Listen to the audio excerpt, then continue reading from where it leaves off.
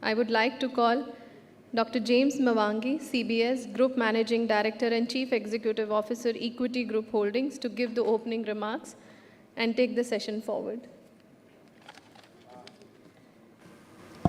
Thank you very much for this great opportunity to talk about the topical subjects of future readiness on digital empowerment. I'm very, very privileged today to have two business CEOs and two policy and regulators, regulatory leaders. And so you can imagine what a conversation will be between practitioners and regulators or policy makers. But before we then commence our conversation, we wanted to look at the role of the digital environment and its significance. And those are the issues we want to bring out. But we also want to bring out where is Africa in its digitization journey, and where is India, and what can we learn from each other, and what can we bring on board between Africa and India. But broadly speaking, for us in the business, the role digitization is playing, how the digital world will look like, and where are we on the journey to particularly on interoperability. But more importantly than also is the massive data we generate. And we'll then also talk about standards, so that when we talk about generating data, it meets the standards because of interoperability, because of the big data, because of picture.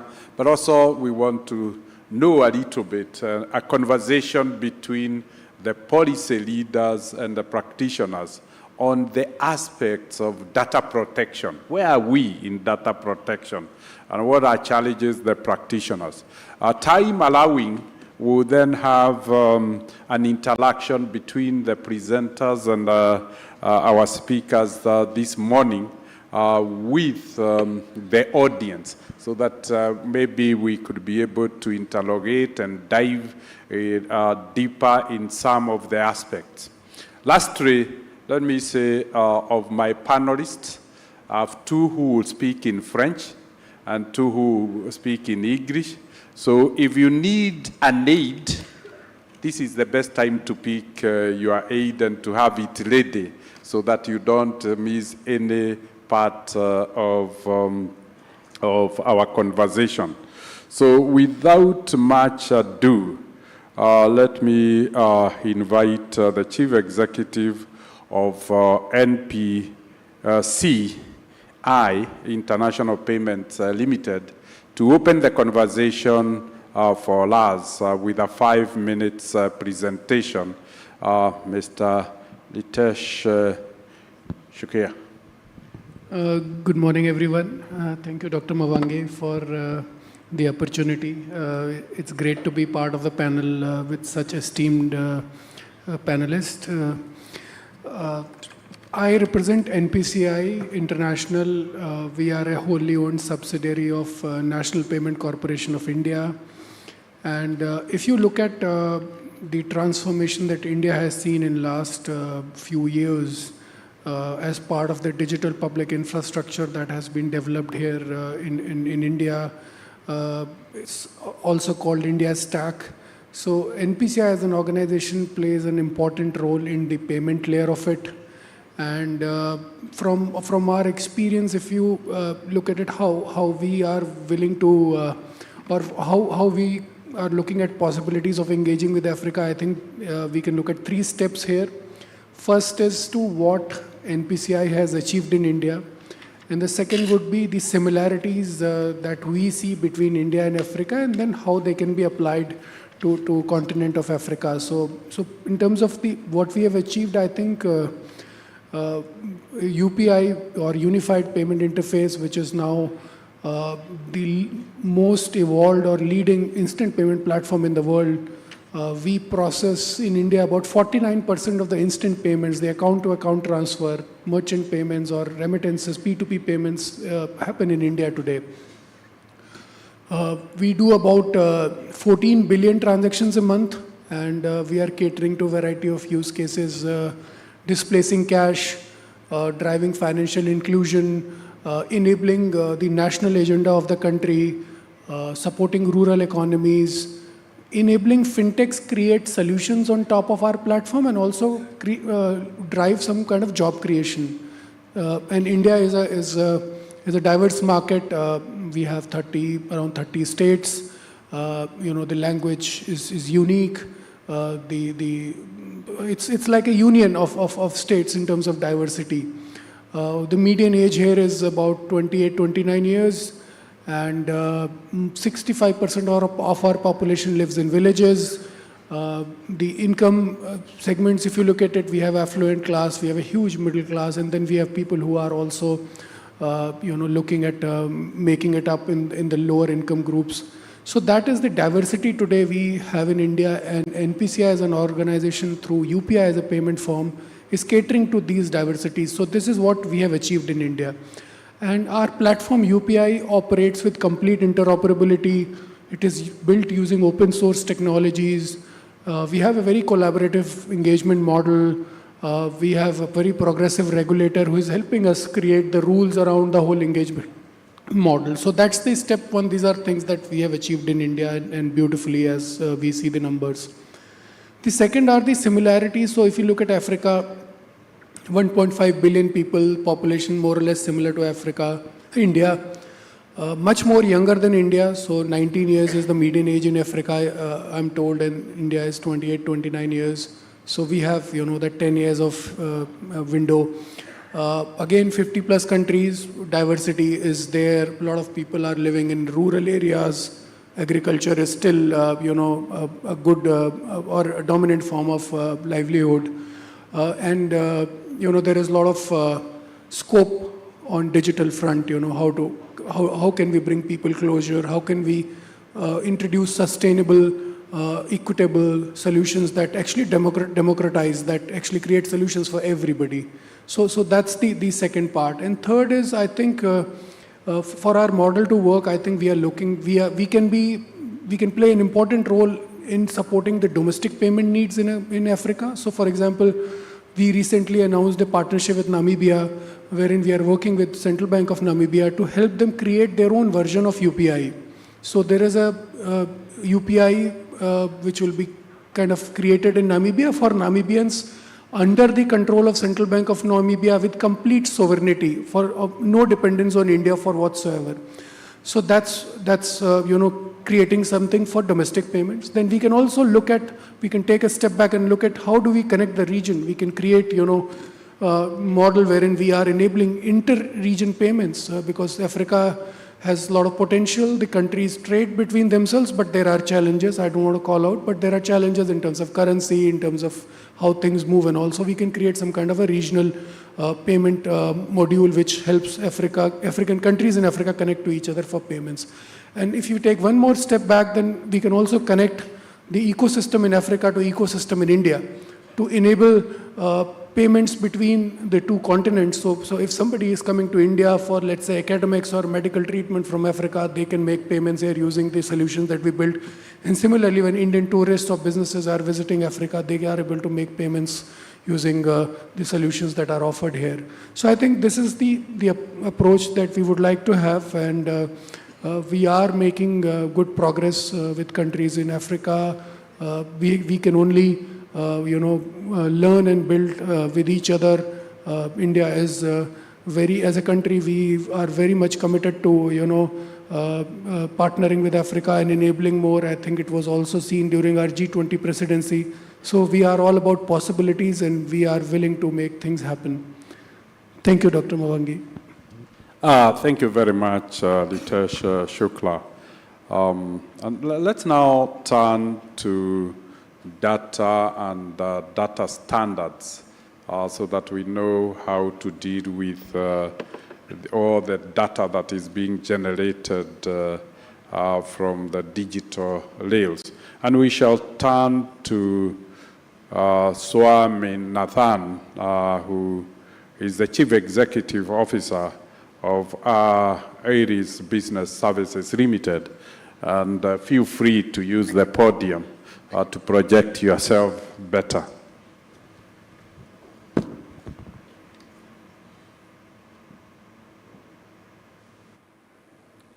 Chairman, Ministers, distinguished ladies and gentlemen. If there is one message I want to leave you with in the few minutes I have, I think the Chairman's already mentioned it, data standards. You know, I was once watching a hockey match, one of those ice hockey matches, and there's a man called Wayne Gretzky, a very famous player, who was interviewed after the match saying, "You took so many shots at the goal, you didn't score a single goal. Why did you not stop taking shots?"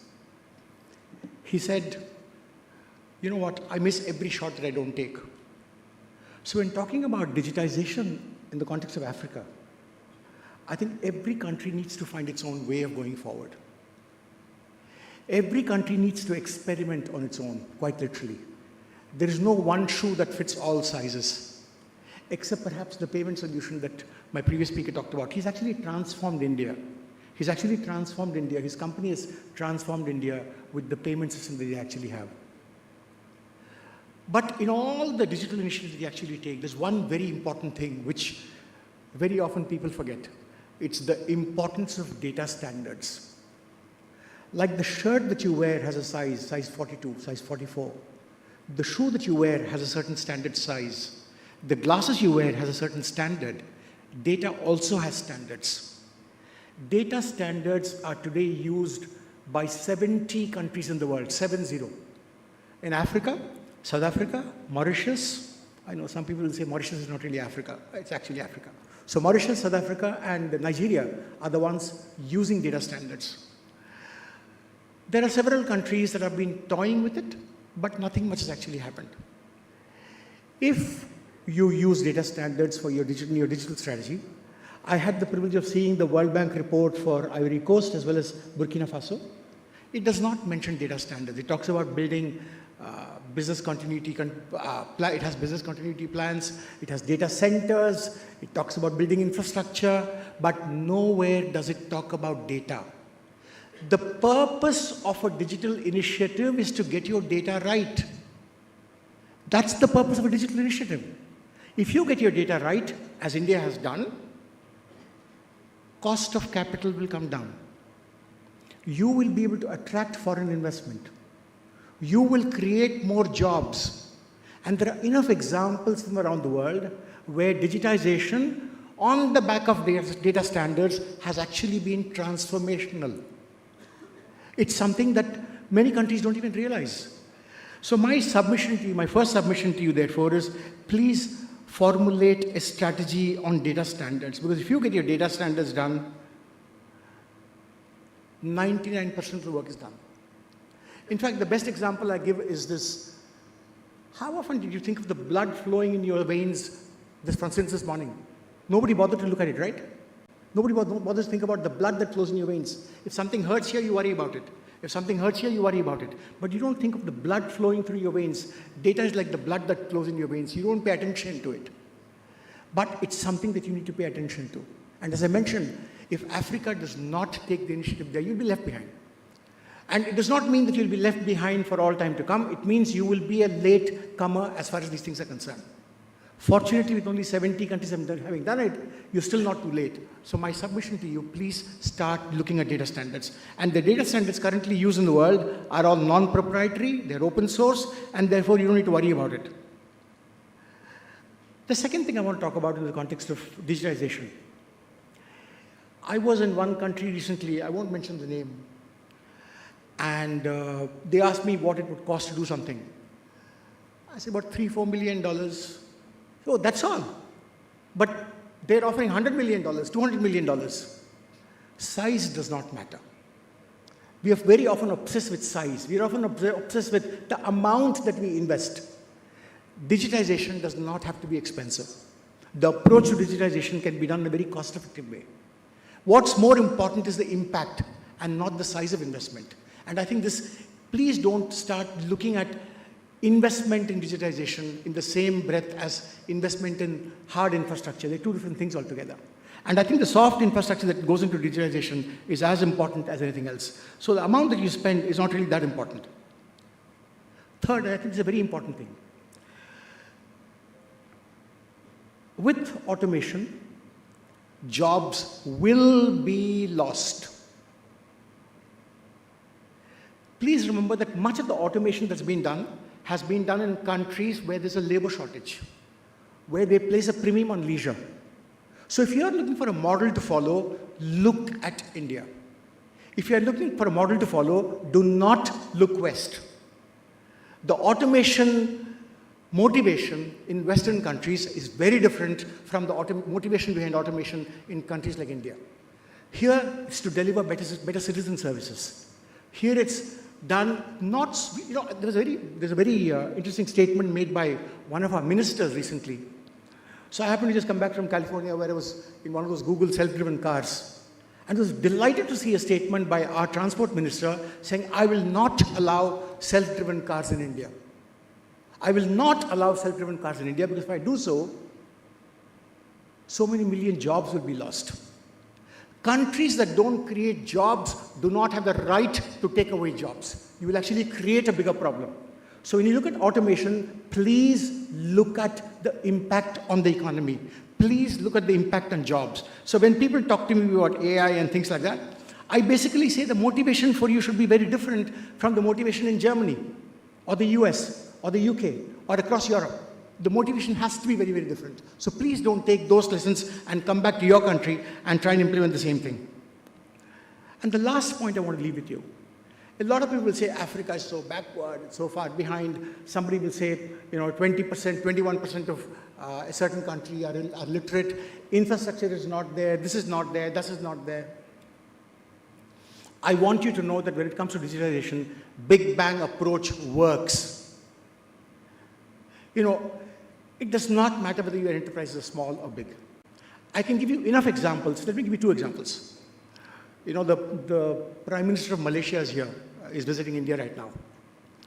About 4 years ago, Malaysia went from analog to digital in 1 year. Just 1 year. And Malaysia is a bigger country than most countries present here. In 1 year, Malaysia went from analog to digital by moving from a world of documents and paper to a world of data. In India, when we implemented the GST, the Goods and Services Tax, we basically took the entire business into a digital reporting framework literally overnight. There will be teething troubles. Give it 3 to 5 years to stabilize. But you don't need to take an incremental approach.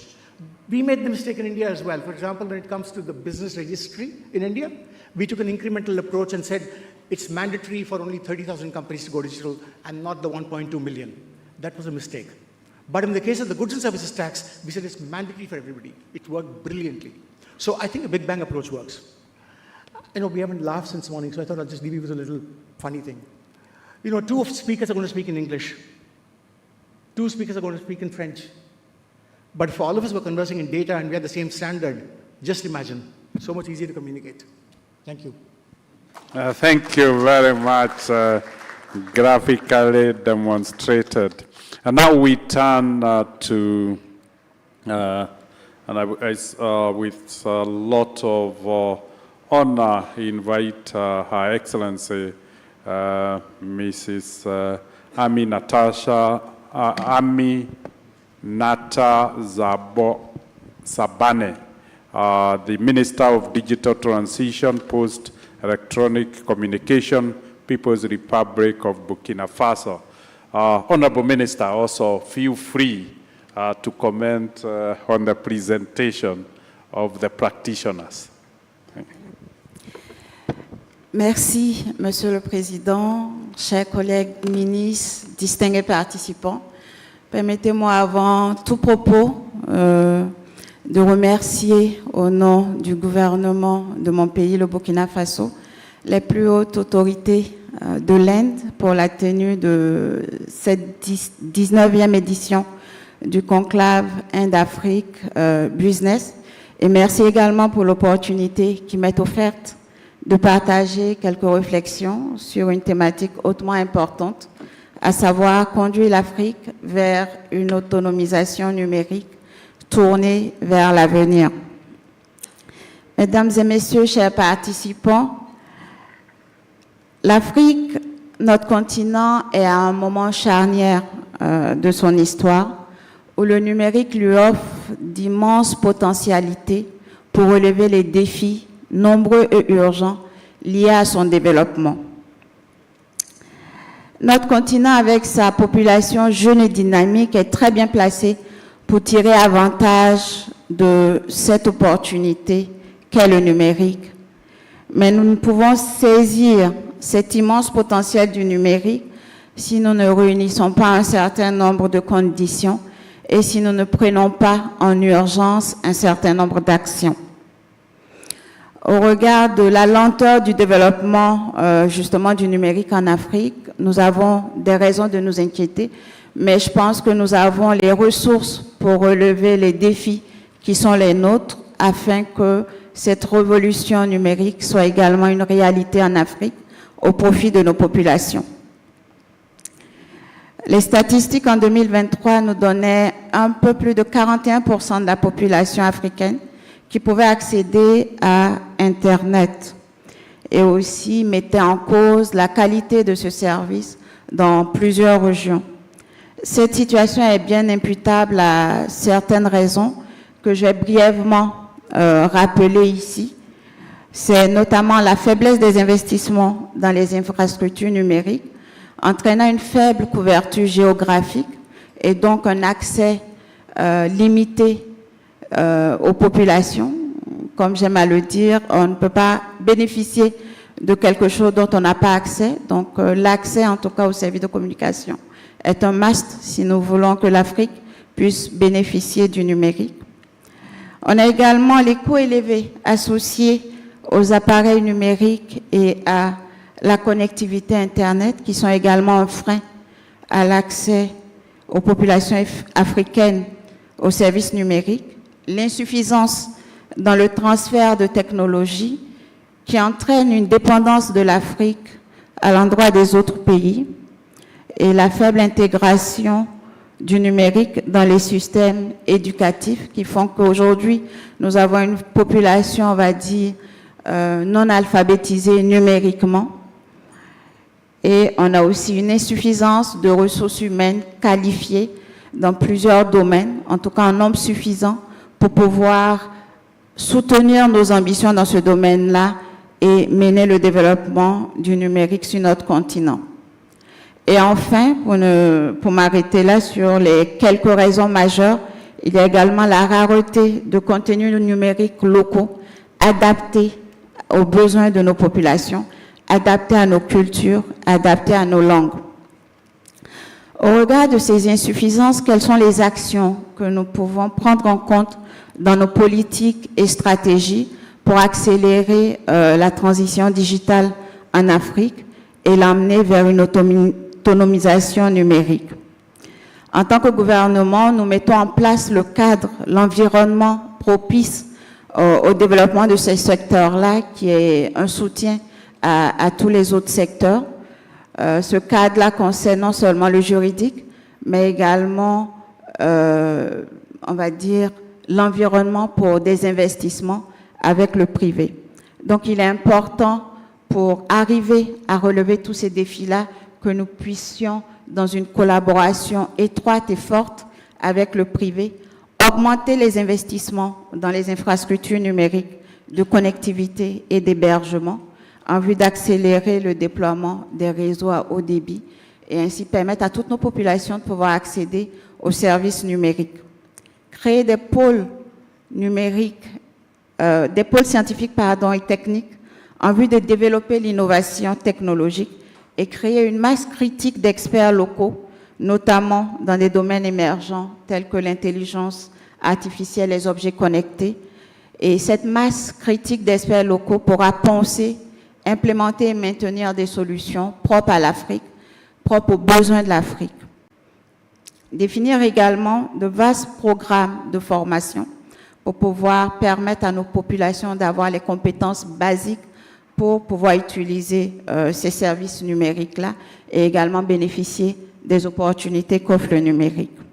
J'ai la faiblesse en tout cas de croire que la formation en général dans le domaine du numérique est, on va dire, centrale si nous voulons réussir notre transition digitale et aller vers l'autonomisation numérique. Il y a également la promotion des industries numériques en Afrique. Nous devons créer avec nos partenaires des industries numériques en Afrique pour pouvoir faire un transfert de technologies efficaces, créer de l'emploi et pouvoir également influer sur les coûts du matériel numérique et le rendre plus accessible à nos populations.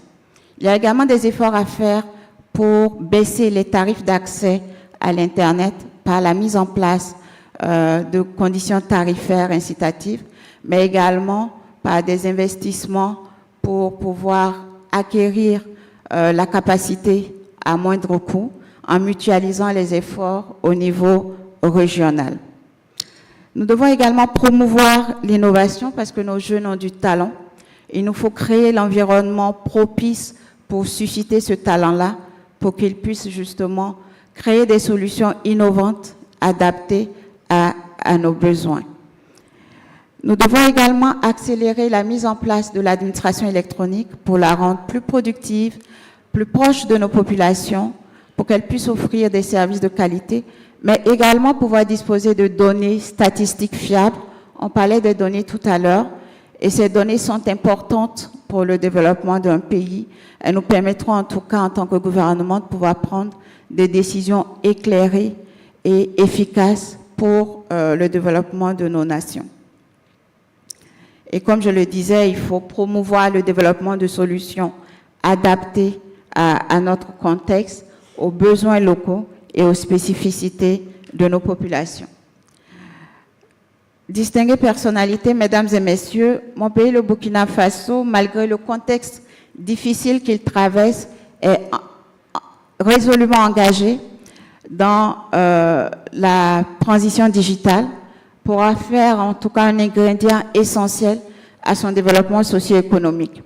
Il s'est ainsi lancé dans une vaste réforme juridique pour mettre en place un cadre propice au développement du numérique. Cela concerne bien entendu la sécurité des systèmes d'information, la régulation des services de communication électronique, mais également la protection des données personnelles. On a également des investissements importants en matière d'infrastructures qui soutiennent ces réformes-là. Il y a le backbone national, il y a les points d'atterrissement virtuels, il y a les points d'échange Internet et également les infrastructures d'hébergement. Ces investissements, en plus de plusieurs initiatives en faveur de l'inclusion numérique, ont permis de porter le taux de couverture de la population en réseau mobile à 78,88% et avec un taux de pénétration à l'Internet mobile de 75,6%. Il reste encore des efforts à faire pour la couverture notamment des zones blanches et la situation sécuritaire n'aide pas, mais nous sommes à pied d'œuvre et dès que c'est possible, nous travaillons à rendre disponibles les services de communication électronique à nos populations.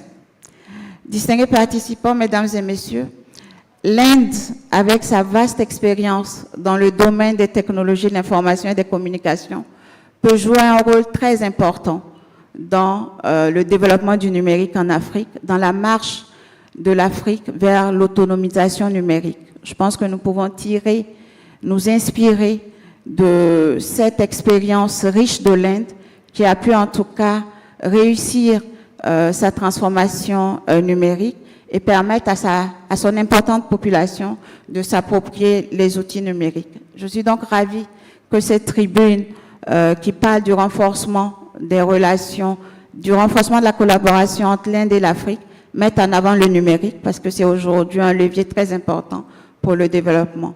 Et donc, je souhaite que cette collaboration sur le numérique avec l'Inde puisse nous permettre de faire bouger les lignes au niveau des infrastructures, au niveau du développement de services, mais surtout au niveau de la formation, parce que nous savons que l'Inde a pu développer en tout cas un système de formation qui fait qu'aujourd'hui, ils ont des personnes qualifiées et qui s'exportent même au-delà de leurs frontières dans ce domaine-là. La nécessité d'une autonomie dans l'utilisation des technologies en Afrique n'est plus un débat. Je pense que l'heure est à l'action et je pense que tous les investissements, même s'ils sont aujourd'hui nombreux et urgents, sont à notre portée. Si nous travaillons ensemble, si nous arrivons à tisser les liens de collaboration fructueux et sincères avec nos partenaires. Et c'est dans cette dynamique que je pense que la relation entre l'Afrique et l'Inde peut être déterminante dans notre marche vers l'autonomisation numérique en Afrique. Je vous remercie.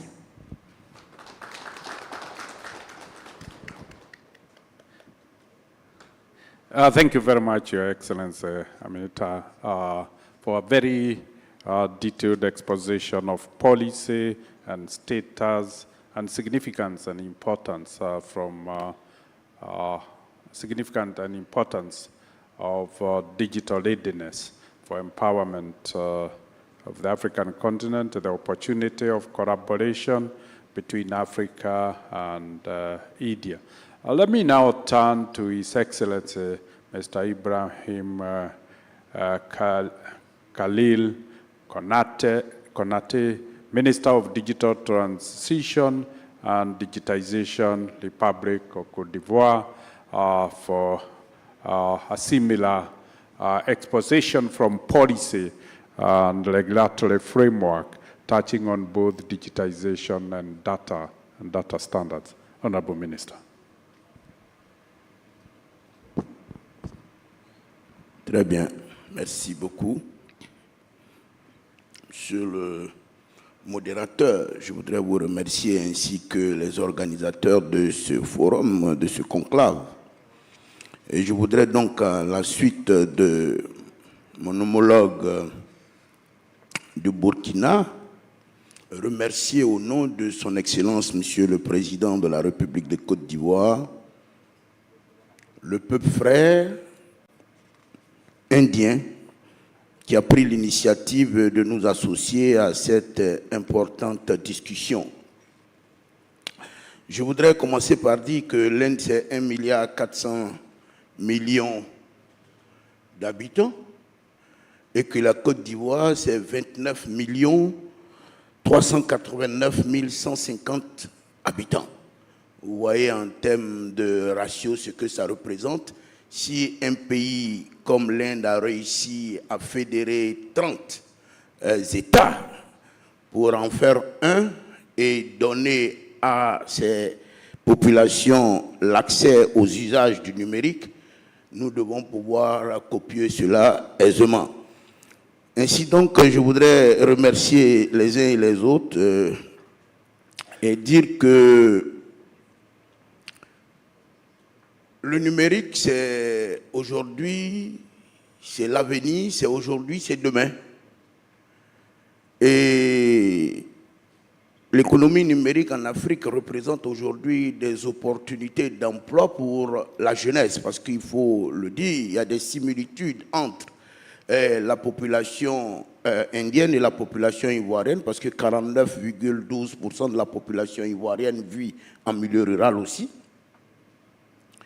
Et donc, l'énergie qui pourrait constituer un frein au développement des infrastructures a été pour nous une question que nous avons maîtrisée de sorte à pouvoir même faire en sorte que nos voisins en bénéficient.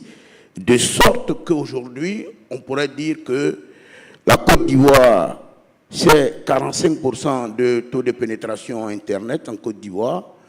La 4G, c'est 92%. La 3G, c'est 97%. L'Internet mobile, aujourd'hui, c'est 7 millions au moins d'Ivoiriens qui utilisent l'Internet mobile. C'est 53 millions de numéros de téléphone mobile. C'est, qu'est-ce que je vais dire en plus? C'est 25 millions de comptes mobiles monnaie. pour parler d'inclusion économique, quand on sait que le taux de bancarisation de nos pays est inférieur à 20% et que pour une population de 29 millions d'habitants, vous avez 25 millions de comptes mobile monnaie, ça veut dire que l'inclusion financière est en train de se faire. Et il faudra faire remarquer aussi que le taux de pénétration Internet est passé de 5% en 2011 à 45% aujourd'hui. Maintenant, quand on a fini de planter ce décor, on dit qu'est-ce qu'il faut pour tirer profit de cette révolution qui est le numérique. Ben, il faut pouvoir installer, comme monsieur le PDG qui parle de standardisation et de données, il faut pouvoir assurer la souveraineté en matière de données. Et la souveraineté en matière de données, c'est quoi? C'est faire en sorte que les données que nous utilisons soient hébergées dans des centres de données dans nos pays respectifs. Aujourd'hui, près de 60 à 70% de nos données se trouvent dans des pays en Occident. Voilà pourquoi en Côte d'Ivoire, par exemple, nous avons commencé la construction de 3 data centers dans les villes qui ont abrité la CAN que nous venons de remporter d'ailleurs brillamment. Maintenant, quand on a fini de statuer sur ce qu'on appelle comment bâtir des infrastructures pour accompagner la transition numérique, on va parler de montée en compétence de notre population. Comment on fait pour que une population prétendument analphabète, 45%, 47%, puisse utiliser des outils numériques. Nous demandons dans nos stratégies, dans la stratégie 2021-2025 de transformation digitale de l'économie ivoirienne, nous voulons introduire les technologies numériques dans tous les secteurs d'activité. Mais nous voulons le faire pendant qu'une partie de nos populations n'arrive pas à s'exprimer en français, encore moins à utiliser un outil informatique. Et donc, nous avons lancé un vaste programme de formation de masse de toutes les collectivités déconcentrées et des collectivités décentralisées. Il y a 201 collectivités décentralisées que sont les mairies, les communes, et 31 régions. Et les collectivités déconcentrées, c'est les sous-préfectures. Partout où l'État est présent, nous avons décidé de doter ces lieux-là d'une connexion Internet, d'une salle pour permettre de communiquer à distance avec les populations, de sorte à leur donner les minima nécessaires pour utiliser Internet et avoir les profits que donne cet outil important-là. Notamment aujourd'hui en Côte d'Ivoire, vous avez une centaine de procédures administratives qui ont été dématérialisées, de sorte qu'aujourd'hui, l'Ivoirien lambda ne quitte pas Gagnoa pour rallier à Abidjan pour venir se voir donner un document, mais en 2 ou 3 clics, le fonctionnaire a son document. Nous voulons copier effectivement le modèle estonien, ne pas faire en sorte qu'un Ivoirien ne demande pas à 2 reprises le même document à l'administration parce qu'on l'a, c'est la gestion des données. Et nous sommes en train de travailler de sorte à ce que cela soit une réalité en Côte d'Ivoire. À côté de ça, nous avons le 23 novembre 2023 promulgué une loi, la loi sur la promotion des startups numériques en Côte d'Ivoire. Et à côté de cette loi, ou dans cette loi, nous avons mis en place un fonds de développement doté d'un capital d'un fonds de 1,7 milliard d'euros que nous voulons voir porter à 15 millions d'euros dans les 2 prochaines années pour accompagner ces initiatives, parce qu'il faut noter que nous demandons au secteur privé de s'investir aux côtés de l'État qui apporte l'appui institutionnel et le cadre réglementaire qui accompagne tout ça, mais on leur dit que le produit des innovations du secteur privé est profitable d'abord au secteur privé. Donc il faut accompagner cette dynamique. Nous invitons tout investisseur potentiel à venir s'intégrer donc dans la dynamique de mise en place de ce fonds. Nous avons aussi à côté noter que mon voisin du jour, nous avons eu une grosse et importante séance de travail hier parce qu'ils ont monté un modèle qui a été éprouvé et qui marche. Nous souhaitons le copier, c'est pour ça que très bientôt nous allons signer un MOU et puis avancer dans la dynamique avec eux pour mettre en place cette plateforme interopérable mais qui permet de visualiser à tout moment toutes les transactions financières sur un territoire. Cela permettrait notamment d'augmenter ou d'élargir l'assiette fiscale de sorte à permettre à nos États de tirer profit de cet instrument qui est un instrument de mesure, de facilitation, mais de mesure. Voilà un peu ce que je voudrais dire dessus et arriver à la zone franche la zone franche biotechnologique de Bassam. Vous savez, l'État de Côte d'Ivoire a mis en place une zone dans laquelle nous avons donné des facilités. C'est une zone de plus de 640 hectares, à 20 minutes d'Abidjan, à côté de la mer. L'atterrissage des câbles sous-marins est dans cette localité. Les data centers sont dans cette localité. Nous souhaitons que toute entreprise industrielle indienne qui souhaite s'y installer, nous pourrons lui mettre à disposition le site, lui mettre à disposition les avantages fiscaux liés donc au développement de ces activités. Il faudra faire remarquer que nous abritons des entreprises indiennes depuis une bonne dizaine d'années et que les choses se passent bien dans la production de médicaments, dans la production d'ordinateurs. Donc j'invite, parce que l'État de Côte d'Ivoire veut faire en sorte que tous les citoyens aient au moins un ordinateur, de sorte à pouvoir utiliser et maximiser les usages du numérique. Donc toute entreprise qui peut s'installer en zone franche, à Bassam, à 20 minutes d'Abidjan, capitale économique en Côte d'Ivoire, peut venir le faire parce que le cadre réglementaire a été mis en place. Nous venons à peine le 6 juin 2024, la loi numéro 352 du 6 juin 2024 a été promulguée pour la loi sur les communications électroniques qui a introduit de nouveaux acteurs tels que les opérateurs satellitaires et tels que nous voulons faire en sorte qu'en Côte d'Ivoire, désormais, à partir donc du 6 juin, l'itinérance nationale, le roaming national, ça veut dire que partout où vous êtes, quel que soit l'opérateur avec lequel vous avez contracté, vous pouvez avoir accès à la connectivité. Vous allez voir aussi que le 2 août dernier, nous avons lancé un vaste programme de couverture des zones blanches. 240 localités seront traitées. C'est un investissement d'à peu près 75 milliards de francs CFA, donc je ne sais pas, faites le calcul, pour faire en sorte que nous couvrons effectivement les zones blanches. Parce que nous sommes dans un environnement où la sécurité est mise à mal.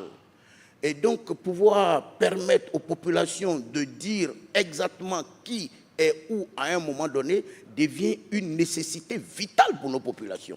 Voilà pourquoi nous avons lancé le 2 août dernier ce vaste programme qui va se poursuivre. Il y a eu une première phase l'année dernière pour 160 localités. Cette année, c'est 240 localités. Et l'année prochaine, ce sera 312 localités. On veut faire en sorte que partout où vous êtes dans le territoire, vous ayez accès à une connectivité. Voilà autant de choses que nous faisons. Et à côté de cela, il y a la formation. Vous allez remarquer qu'il y a 2 mois de cela, un Ivoirien a été sacré champion sur 70 000 participants en développement informatique, M. Diakité, que je voudrais saluer ici. Mais cela est le fruit d'une politique qui a été mise en place pour accompagner les jeunes. Et vous avez les ATIC et l'INPHB qui forment à peu près 500 à 600 ingénieurs par an dans le domaine. Je le dis, je le répète et je le dis à tout moment, comment une population de 29 millions d'habitants, nous arrivons seulement à former 600 ingénieurs pendant que des pays qui ont 12 millions d'habitants arrivent à former 1000, 1200 ingénieurs. Donc nous avons décidé de multiplier ces écoles-là dans les 5 villes qui ont abrité la CAN. Voilà autant de choses que nous sommes en train de faire et qui semblent porter des fruits. Il s'agit maintenant de faire en sorte que nous copions bien les modèles qui marchent, sans toutefois les copier forcément l'Occident. Bien entendu, moi je me retrouve en Inde, nous avons à peu près la même histoire de colonisation, donc nous avons beaucoup de choses en commun qu'il faut capitaliser et puis avancer. Donc je me réjouis d'avoir pris part donc, à cet important débat et dire que en tant que ministre de la transition numérique, que je le dis partout, je veux qu'on intègre dans nos stratégies de transformer nos outils que sont la poste. La poste doit changer. Et nous avons travaillé à un test là-dessus, de faire en sorte que nous formons le maximum de jeunes, parce que sur 372 ingénieurs formés par les ATIC l'année dernière, aucun de ces ingénieurs n'est au chômage.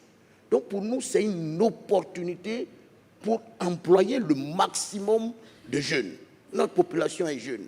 S'il y a un secteur aujourd'hui qui permet de les mettre en emploi directement, il faut agir et investir massivement dans le renforcement des capacités, certes, des fonctionnaires, mais dans la formation de base pour que chacun des Ivoiriens sache que la formation, et seule la formation et l'excellence, permettront donc d'utiliser toutes les potentialités que nous offre le numérique. Je vous remercie.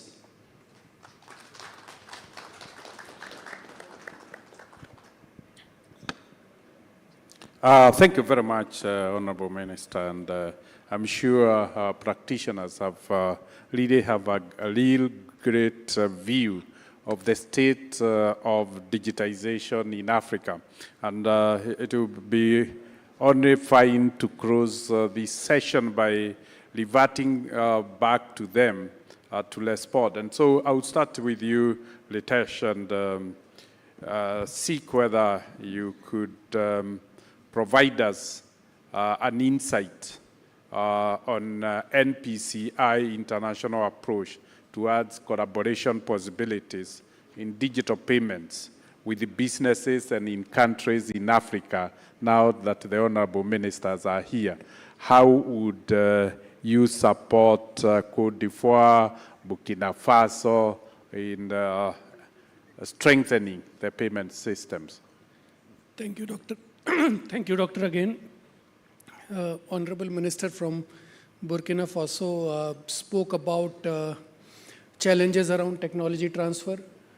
She also talked about limited pool of qualified human resource to manage digital transformation. Honorable Minister from Ivory Coast talked about the rural population, the need to have localized data and data centers.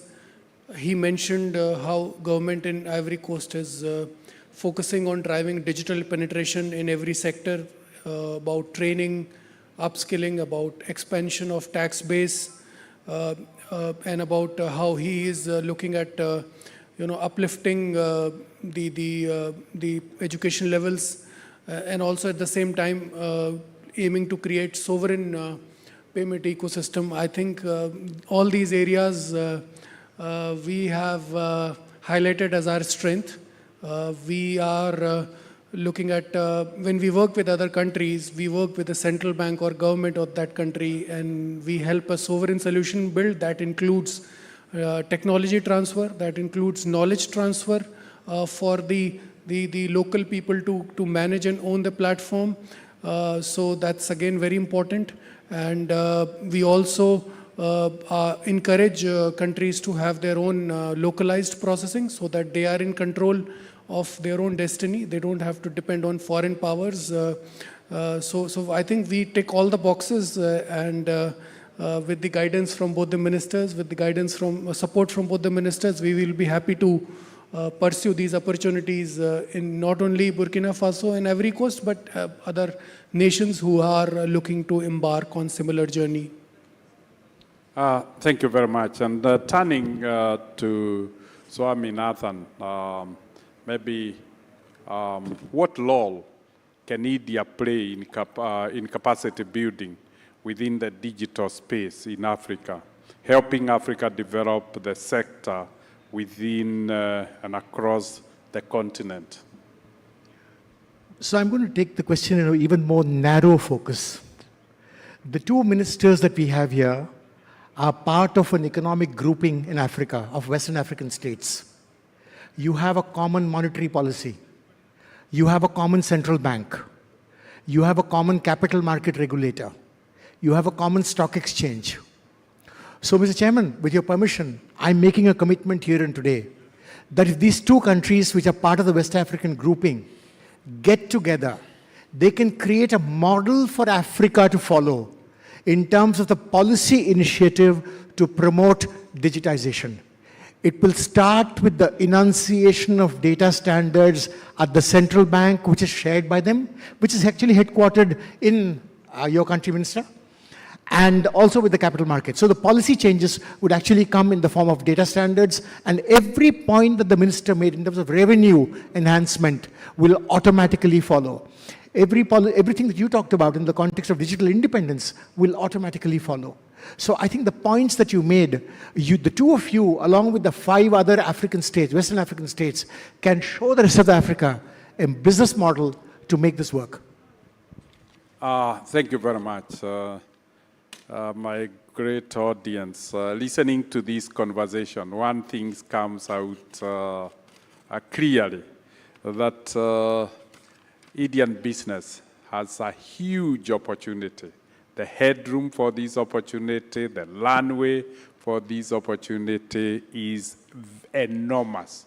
Let me make a few confessions that we at Equity Group, as a financial group, we are in partnership with Bharti Airtel, we are in partnership with Tata Consultancy, as we try to strengthen our digital capability. And I believe what the minister said is that the bulk of Africa is in that state. And that gives us a huge opportunity to partner, to collaborate, and to transfer knowledge and skills, and to do business, more importantly, as business people. With 60% of Africa's population being youthful, the region starts at a pivotal movement for digital transformation. But as the Honorable Minister said, challenges loom large, with 43% internet penetration and a stark urban-rural divide, which needs to be bridged. Millions do not have easy access to essential services, and economic opportunities that digital access brings can go a long way in helping the Gen Zs on the African continent. While mobile connectivity remains pivotal, internet access in Africa trails global average, particularly in least developed countries, including many African nations. Only 35% of the population has internet access. So a huge opportunity, again, as Honorable Minister said, that we could work together to bridge that huge gap. But on a positive note, digital financial services, particularly mobile money, are expanding rapidly on the African continent. And so essentially, that brings the entire population into a good position of appreciating the power of digital capabilities, the significance in transforming the continent, and the power that digital environment would give to the youthful population.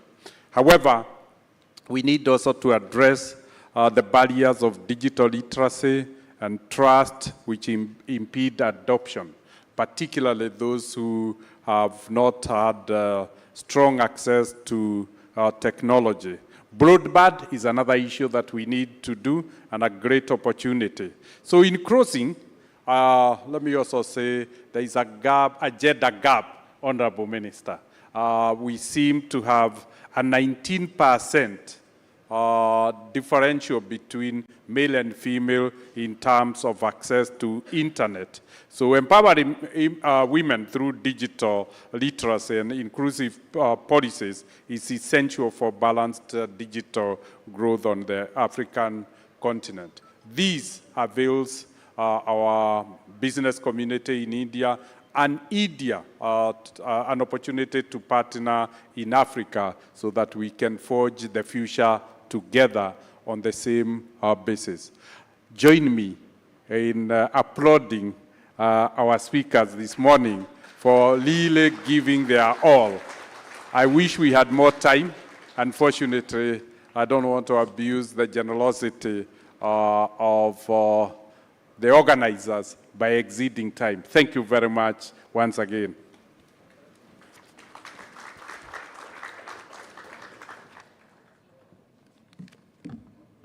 Thank you so much, sir.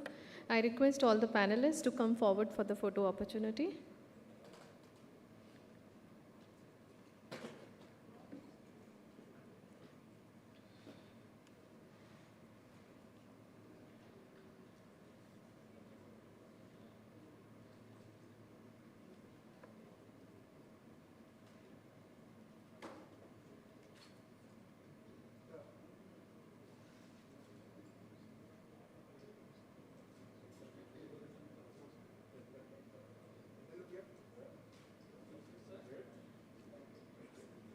Thank you so much to all the panelists. We are moving on to the next session, that is promoting quality standards for achieving high-value manufacturing excellence in Africa. I request delegates to wait for 5 minutes until the dais is ready.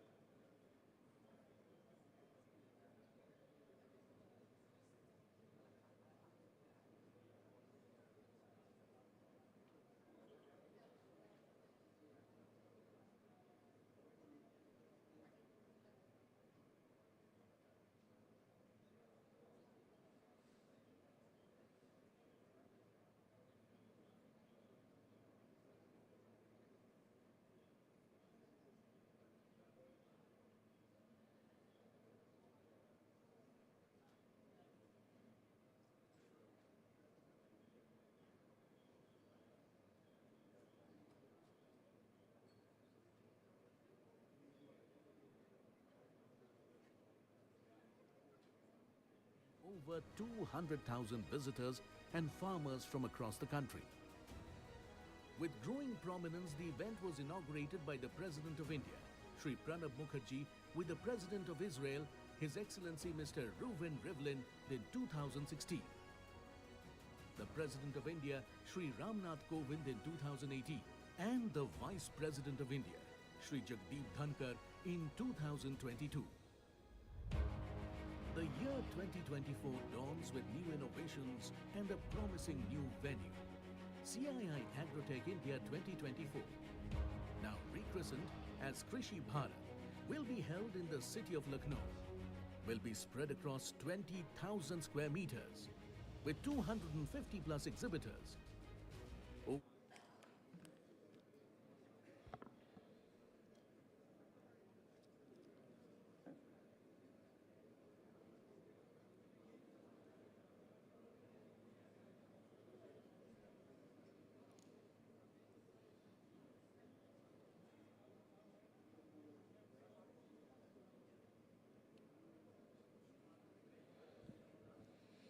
Good morning, everyone.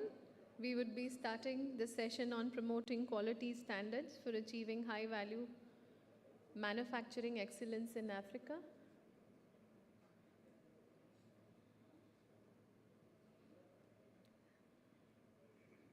I welcome and invite our esteemed panelists to the dais for the session on promoting quality standards for achieving high-value manufacturing excellence in Africa.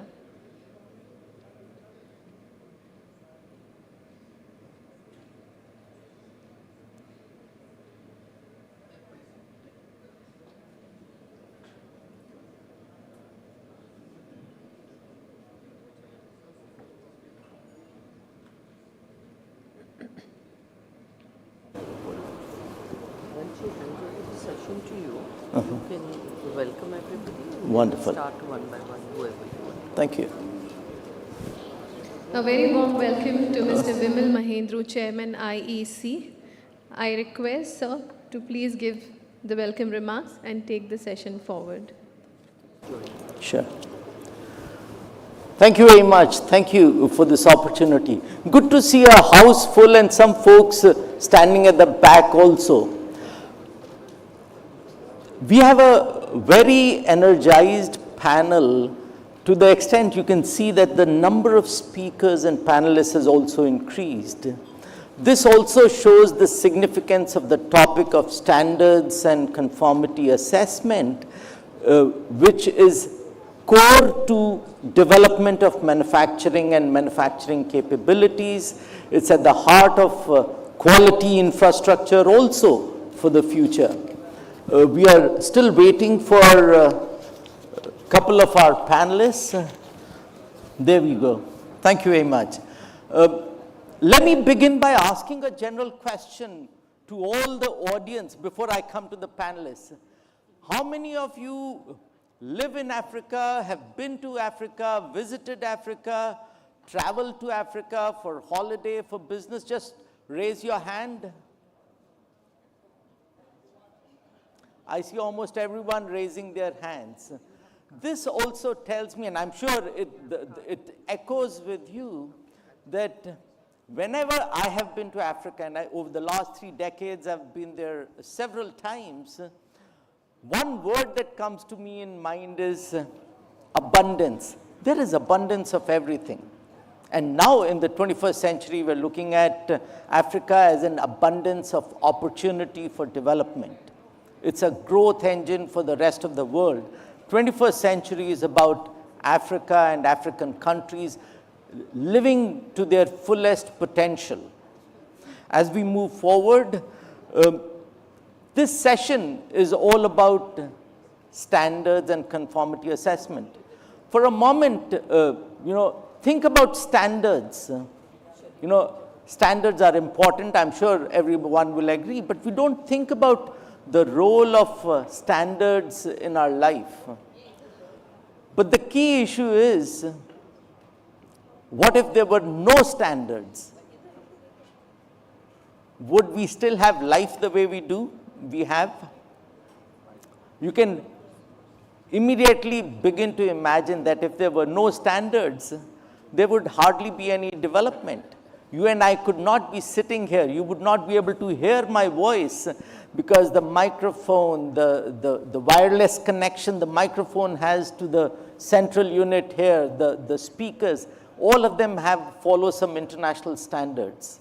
Our mobile phones, whether you realize it or not, there are about 100 standards from IEC and ISO. These are international organizations which create global standards. And these standards enable a mobile phone to work. And as a result, your mobile phone, regardless which country it is manufactured in and which country it is used in, it works. That's the central role of standards. We have a very high-powered panel today to discuss this, especially in context of Africa.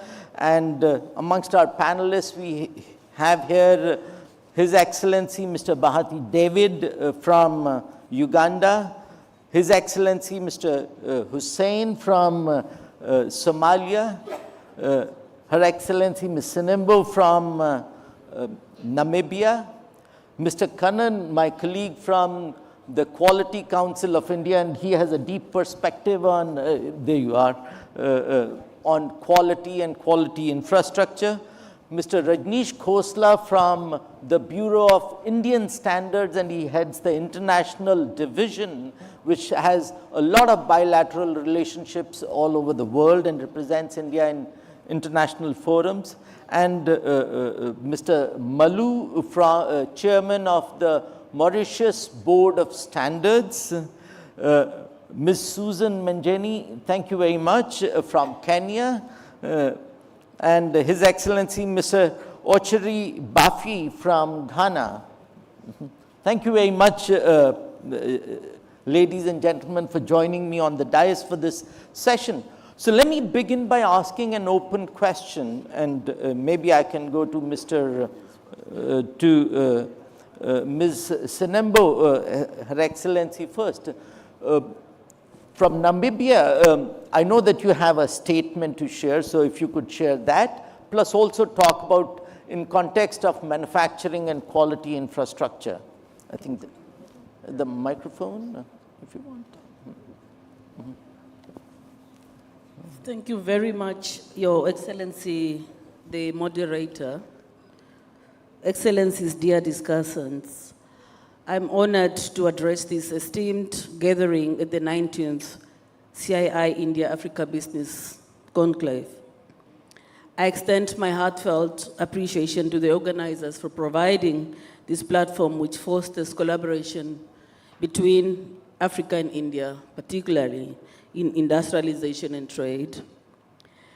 We believe that manufacturing is a cornerstone for economic growth, job creation and sustainable development in Africa. The Africa's Union Agenda 2063, the Africa we want, serves as our blueprint for transforming Africa into a global powerhouse. Central to this vision is high-value manufacturing, where products are crafted to command premium prices, ensuring greater profitability and economic benefits for African nation. As Namibia, our commitment to quality standard and national priority. In Namibia, quality standards are a core element of our industrial policy. Our legal framework established through a Standard Act number 18 of 2005 ensure that we uphold stringent manufacturing standard. Namibia Standard Institute is central to this effort to make sure or ensure that national standards are aligned with international benchmarks, enabling our Namibian products to compete globally. The NSI also fosters a culture of quality within our manufacturing sector by providing training and resources to empower businesses in implementing these standards. Despite the potential for high-value manufacturing, Africa faces several challenges, including inadequate infrastructure, limited access to technology, and varying quality standards across nations. These issues create inefficiencies, increase cost, and hinder the flow of goods across border, making it harder for African manufacturers to scale up and compete internationally.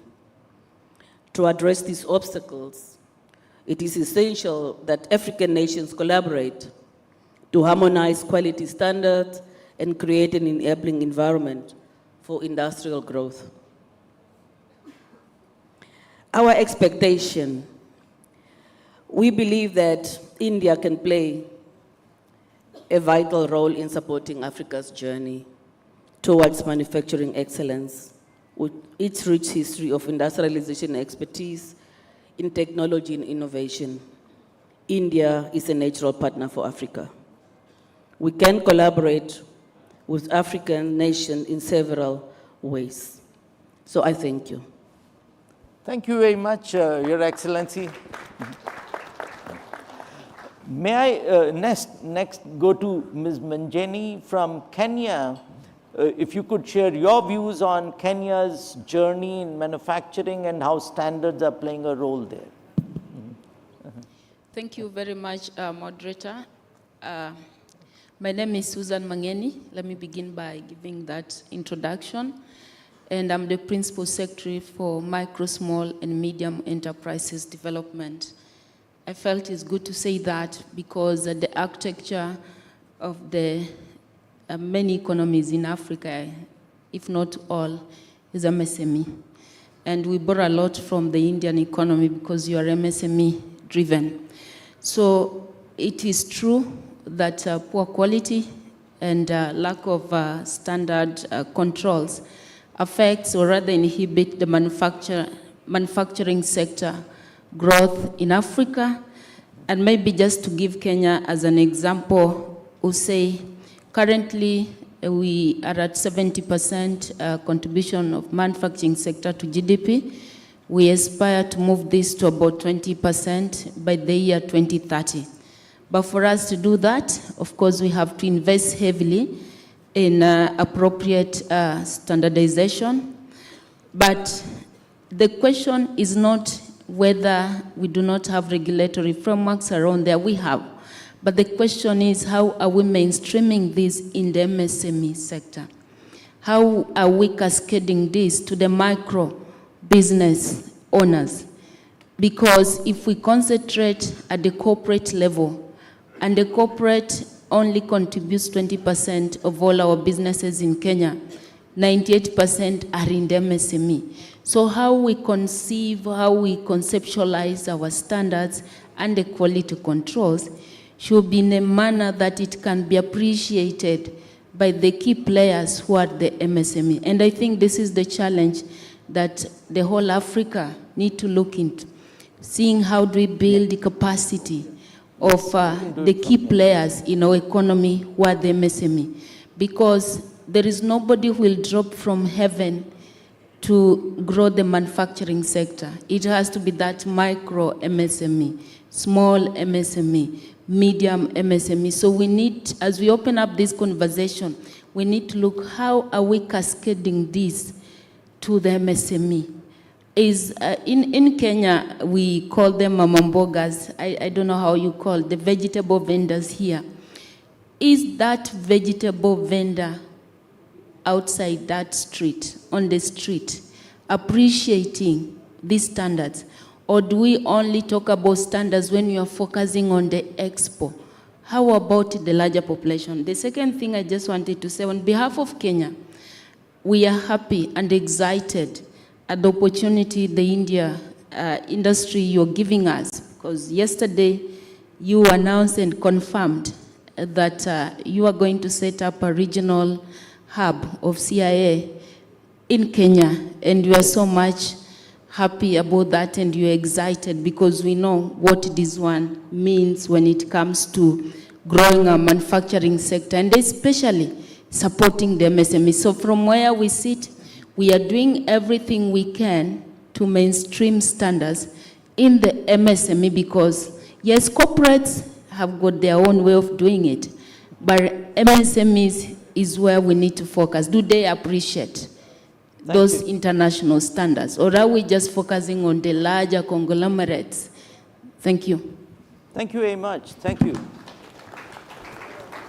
May I now request His Excellency Mr. David from Uganda. This should be.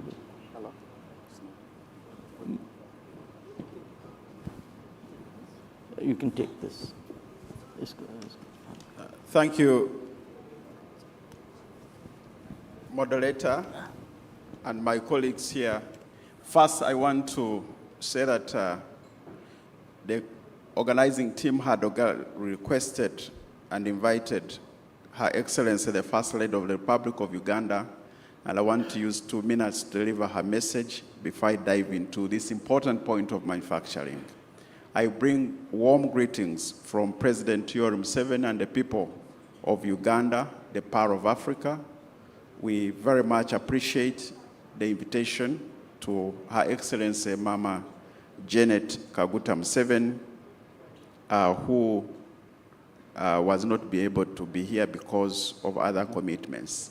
At a time when the world is facing challenges from the war in Ukraine, rising prices, to climate change, we need to work together to provide a future that will guarantee opportunities for business, innovation, jobs, taking into advantage the fourth industrial revolution. We are happy that today we are discussing ways of promoting high-value manufacturing excellence in Africa. Africa is a continent of opportunities. 30% of the world minerals are from Africa. Africa has the largest arable land, and yet we continue to import food on the continent. And to resolve this situation, we need to add value to what we produce, and therefore manufacturing remains a sine qua non for anticipated transformation of Africa.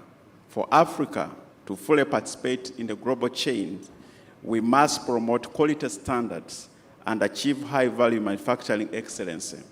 Global value chain can be strong vehicles for integrating Africa into the global economy and addressing structural transformation. In effort to address this, we also must incorporate and embrace digital transformation. Africa needs affordable and potential capital to fully exploit this potential and fast-track import substitution through manufacturing. And we are glad that this conclave is focusing on ways on how to improve manufacturing on the continent. This context also brings from the First Lady the African Continental Free Trade Area with a population of 1.2 billion now, and which will be 2.5 billion in 2050, and with a gross domestic product of 3.4 trillion. And to fully develop Africa manufacturing sector, we need to focus on a number of areas and a number of sectors, which include agriculture, include mineral beneficiation, setting up plants of vaccines, and this is informed by the experience we had in COVID-19, where there was no vaccine plant on the continent. So automotive, we are importing almost 600 million US dollars in Uganda alone for vehicles, and these are areas where manufacturing is clearly important to develop the continent. The last point on this matter, moderator, is to say that I need to invite all of you to Uganda, because Uganda is a pearl of Africa with great opportunities in industrialization, for agro-processing, for mineral beneficiation, for tourism. Uganda remains a home of 21 families of mountain gorillas, the largest lake in the world, Lake Victoria, is in Uganda. The longest river, River Nile, where actually the remains of Mahatma Gandhi lies, is in Uganda, and therefore promoting tourism,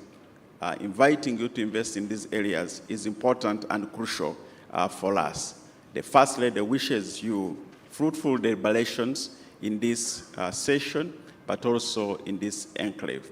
Having said that, moderator, I want to say that Uganda, we have set up a policy for import substitution and export promotion to promote manufacturing.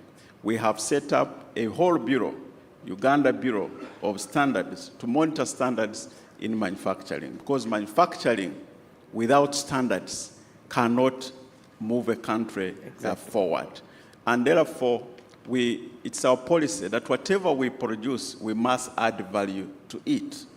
We want to replace everything that we are importing in Uganda, and to do that, we must do manufacturing and do it the best way. So standard manufacturing is key for our nation. I thank you. Thank you very much. Thank you. I think. May I now request His Excellency Mr. Hussain, if you could share your views from Somalia on manufacturing and how the government is addressing this. Thank you very much, Mr. Mahendru. Thank you. I hope I spelled that well. And to the CII and Indian government and also Indian people for welcoming us the last 2-3 days to participate in this important event. Somalia is established the Standard Bureau for a couple of years right now. We are not there yet, but having the longest coastline in Africa and having agricultural products, which is almost 8.9 million hectares, 7.1 million of camels, 5.3 million of cattle, 30.9 million of goats, and 13.6 million sheep. I think, standardization is very important for us when it comes to imports and exports of Somalia. And again, we have also very strong blue economy. So our strategy simply is to work with our international partners and improve that Office of Standard Bureau in the best way possible, not only for Somalis, but also for the continent and the international at large. That's how I see it, and our vision is to reach the soonest as possible to have a proper Standard Bureau of all the sectors in Somalia. That is how we see it, and I thank you very much again for. Thank you. Thank you, Your Excellency. Thank you. May I now go to Mr. Buffy, His Excellency from Ghana, for his comments on manufacturing and standards in Ghana. Thank you very much. We want to extend the felicitations of our President to the Prime Minister of India, and also to extend our best wishes to the organizers. They've done very well so far, and also thank them for inviting us to speak on this topic at this forum. So Ghana, I believe you all know Ghana, has one of the countries that stand tall in the West African region, in the African continent. Currently, our capital, Accra, is the commercial capital of Africa, because we are hosting the African Continental Free Trade Area that has come to stay. That has also come as a blessing for Africa. Ghana realized that the way to go for us as a country, now is manufacturing and manufacturing/industrialization and technology/digitalization.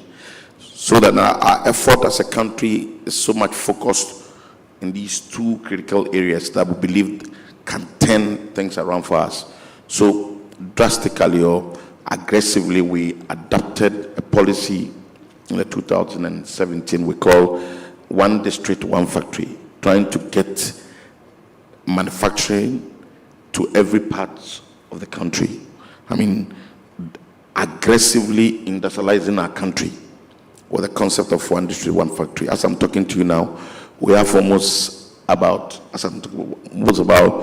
266 companies, I mean, at various stages of implementation as far as the Ghana One District One Factory is concerned. And because of this concept, we have been able to do well in the area of employment. I mean, so far, we have employed almost about 200,000 people through this aggressive industrialization program of the country. And also, we have also embedded in the policy standards, quality standards, not just standards, because as my colleague from Kenya said, the MSME, we believe, is the engine of growth for Africa. And we believe that these manufacturing businesses are mostly small businesses. And we have intentionally embedded the concept of quality standards. And so we decided to change the policy and also change the law of the Ghana Standards Authority to make them more powerful and give them a bigger mandate to be able to work hard so that we will aggressively implement standards. And so as I'm talking to you now, we also have national standard officers across the country. So everywhere in the country, we are making sure that people produce according to standards so that they can be competitive in business. Because to be able to be part of the global economy now, without standards and quality standards, you cannot be part. And we believe that we need to be able to do more export, be able to generate more revenue for our country. And we can only do this well when we are not just adding value to our natural resources to produce, but making sure that we have quality standards to be able to.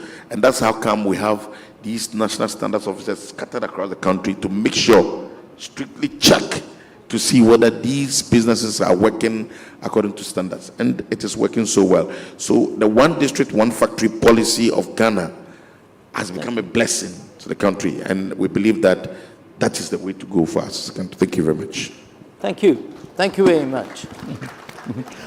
May I go to Mr. Malu now from Mauritius? How does Mauritius look at standards influencing manufacturing locally, and what's the approach within Mauritius on this? Thank you, Chairman. Good morning, everyone. I'll very quickly give you a cursory view of what the economic development of Mauritius rests on. When we got independence in 1968, there were two professors, Titmus and Mead, who were Nobel Prize winners in economy in those days. And they had predicted that Mauritius would be a Malthusian disaster. So a big population, monocrop economy, so we were doomed to fail. So very early in Mauritius, the government understood that we could not compete with big engines like India, like Vietnam, like China and all the rest. So we went into services. Nowadays, we have a very diversified economy. Of course, we have import substitution, we have exports, but we are very much into niche and micro-niche markets for Europe, for high-value markets in Europe, and we've negotiated AGOA with Americans as well. So we are one of the well-known international financial centers. We are the richest country in Africa per GDP, if you look at it, and easiest country to do business with. I mean, we rate very high in the Mo Ibrahim Index. So this is to just quickly give you an idea of how we lay a lot of stress on our strengths. We don't have minerals. We don't have too much of land. So we are, sugar, which was once something like 90% of our exports, is gone down to 1% only. So we are very much into high-value textiles, into the export of our knowledge base. We are an education hub, we are a medical hub, and we are also into niche and micro-niche markets. Very much into tourism, IFC, and all the rest. This is to answer your question, but very quickly, I would just add, we want to connect with our African brothers. We are Africa. We need to understand this. In fact, Mauritius is Afro-India. We speak French, we speak English, we speak Hindi, we reach out both sides. We see ourselves as the perfect turntable to serve both India and Africa and be the go-between. That is why at the MSB, We are offering courses on ESG and carbon credit evaluation and calculation. So we invite all our African brothers and sisters here to, of course, contact us and benefit from all those high-value intellectual capital services and products that we can dish out. Thank you. Thank you very much. With this, I want to pose a specific question to Mr. Kannan, who's chairing the Quality Council of India. You know, several of our panelists have mentioned MSME sector. How is India looking at MSME sector? Because we have a very vibrant MSME sector, but also large corporate sector, but equally large multinational operations in India. Please. Thank you, Vimal. Respected Excellencies, my colleagues in the audience. CII has rightly chosen high-value manufacturing as the topic because any strategic priority what we take needs to be futuristic. That way, kudos to the CII and India-Africa panel for selecting this important topic.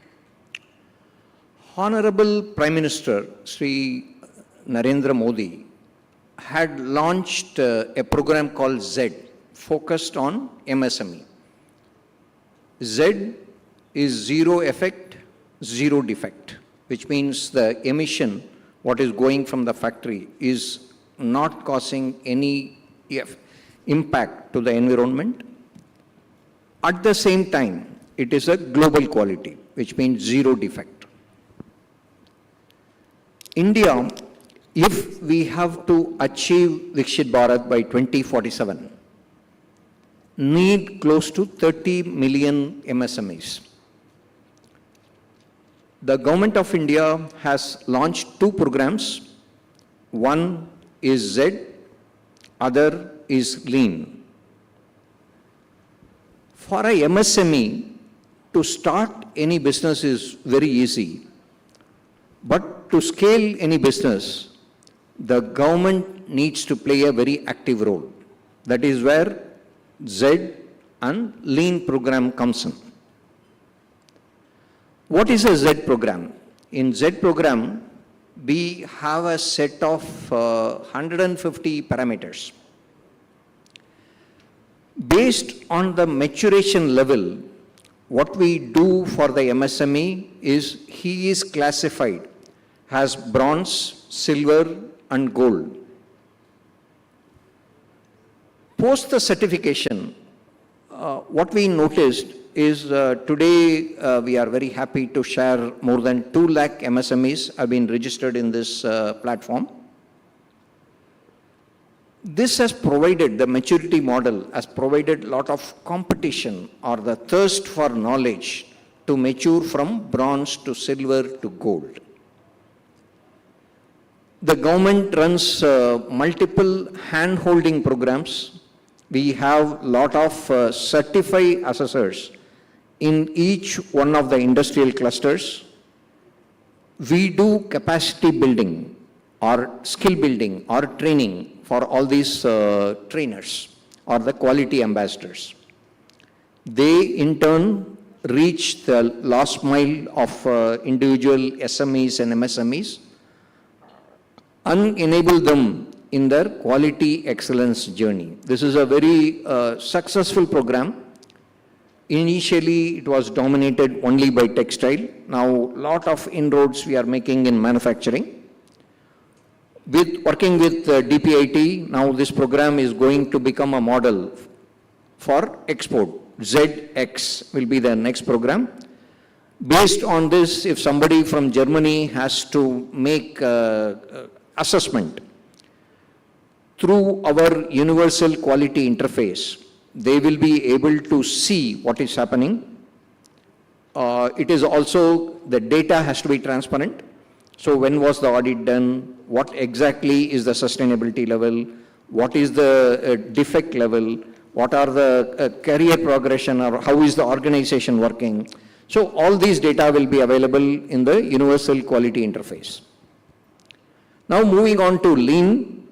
Lean is a program to ensure the MSMEs are running the operation efficiently. This requires a structured approach. There are multiple structured approaches like Kaizen, Six Sigma. So we take best practice from each one of them and we run the Lean program. Lean program has a maturation model, 1 star through star, 3 star. Over time, what we will find, we are anticipating to hit 20 lakhs MSME in this portal. This portal will become like a marketplace where best practice can be shared. We also want to make it as almost like a carpet bombing within an industrial cluster. I'm looking at each one of the dignitaries and excellencies here. We are very eager to share the best practice with each one of you. Please, let's collaborate. Again, there is as long as our nation, our world benefits by this, it will be beneficial to everyone. We have gone through the learnings for last 2 years. I hope we can do a plug and play and you can build on whatever we have done. Thank you. Thank you, Mr. Kannan. I must say that I grossly underestimated the interest in this session. I had started with 8 questions for this session of 60 minutes, but I've cut them down to 5. Now I'm cutting them down to 3 because we've already consumed about 2/3 of our time. So may I, Mr. Khosla, with your permission, I'll go straight to the second question and I welcome your input over there. The second question is, now we all talk about standards, but international standards is what we all expect. International standards are made by organizations like IEC, International Electrotechnical Commission for Technology, ISO, International Standards Organization, for a lot of things which are non-technical or management related, and then ITU, International Telecom Union, for telecom related standards. Now, all these 3 organizations actually are pivotal to making good quality standards. Now, if you all, and my question to the panelists is, if you had one wish to give, just one wish, what do you expect from the international standards community? What can they do which will help you live your vision to make a vibrant Africa, an energized, electrified Africa? What would that one dream expectation be from the international standardization community? And my selfish interest, I may say, for asking this is, uniquely in the world, there are only 2 individuals who sit on both the boards, the ISO Standardization Board and the IEC Standardization Board. I have the unique, one of the uniquest privileges that I am one of those 2 who sits on the board of both the ISO and IEC, and your feedback I would be very keen to take back to the international community, especially to ISO and IEC. Let me ask this question on this side first to Mr. David, Excellency. One expectation from the international standards community, and a brief answer, please. Yeah. Thank you. What would expect from this international standards organization is to trust the individual country organizations. For example, in Uganda, we have set up the Uganda National Bureau of Standards. Would expect that when these people, when the Uganda Bureau of Standards subscribe to these organizations, then we trust them, we trust what they do.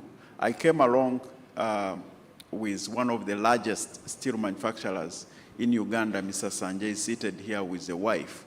But they produce steel. But international companies that invest in Uganda cannot accept, in some cases, doubt their steel because they have not been satisfied by another international organization. Yet, we have Uganda National Bureau of Standards, which is subscribed to these standards. So it is important that we collaborate together and trust the institutions that we have agreed to work with in these countries. Thank you. Thank you. Thank you very much. Excellency, yeah, please. Yes, I think one, I wanted them to look at harmonization of standards. across the region, so that we'll be able to compete well. I mean, leverage on that to compete well in the international, space. We in Ghana, currently we're also privileged to have the CEO of the Ghana Standards Authority as the president of ISO. So he is the president of ISO, Professor Dudu.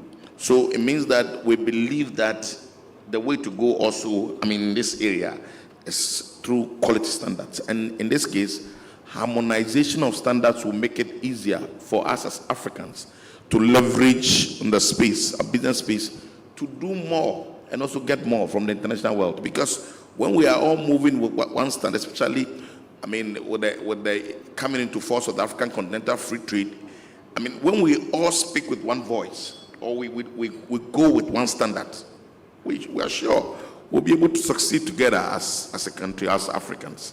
Thank you very much. Thank you.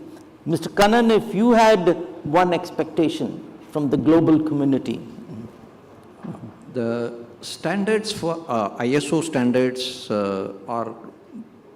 have matured for a developed country.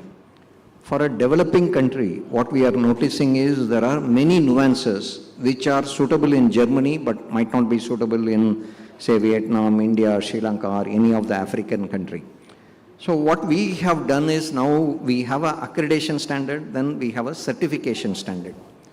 If you take a parallel from how India moved in emission standard, India was in Bharat stage 3 emission when Europe was in Euro 6. And over time, last 3-4 years, if you look at, India has come to BS6 standard, which is on par or one phase behind Europe. What is needed is similar such approach is required, where it is not a binary model of whether you are accredited, not accredited, but it needs to be like a maturation model, so that the developing countries might take 6-7 years to meet the standard, but at least the quality journey starts. The quality ISO standard should not become a barrier to entry for the quality journey, but it should enable quality excellence. Thank you. Thank you. Excellency, Ms. Susan. Thank you, Moderator. For me, from where I sit, we need to appreciate that the world is becoming a village with the technological progress that you're making. Now, that is the case, then we need the international standards, especially the development process. When we're developing those standards, we need to be more transparent, and we need also to appreciate the local context, especially in Africa. And we need to be a bit more dynamic in also aligning to the opportunities and challenges. Because most of the time, we try to align standards only to the exports, to the international market, forgetting about the local markets. If we have to live together as one world and focus on one future, even the local markets also matters. So, but most of the time, take an example of ISO. You walk into a supermarket, you saw products written on ISO. Does the last mile consumer understand what that means? So we need to find a way of integrating all this development process and the review process of these standards also to catch up with the new opportunities and the new challenges that we have. So that then Africa, especially from where we come from, we do not be seen as if we are producing inferior products. Sometimes I get to wonder that, and we had this conversation, when we are exporting our products, let's say to Europe or to other countries, and they put a lot of barriers.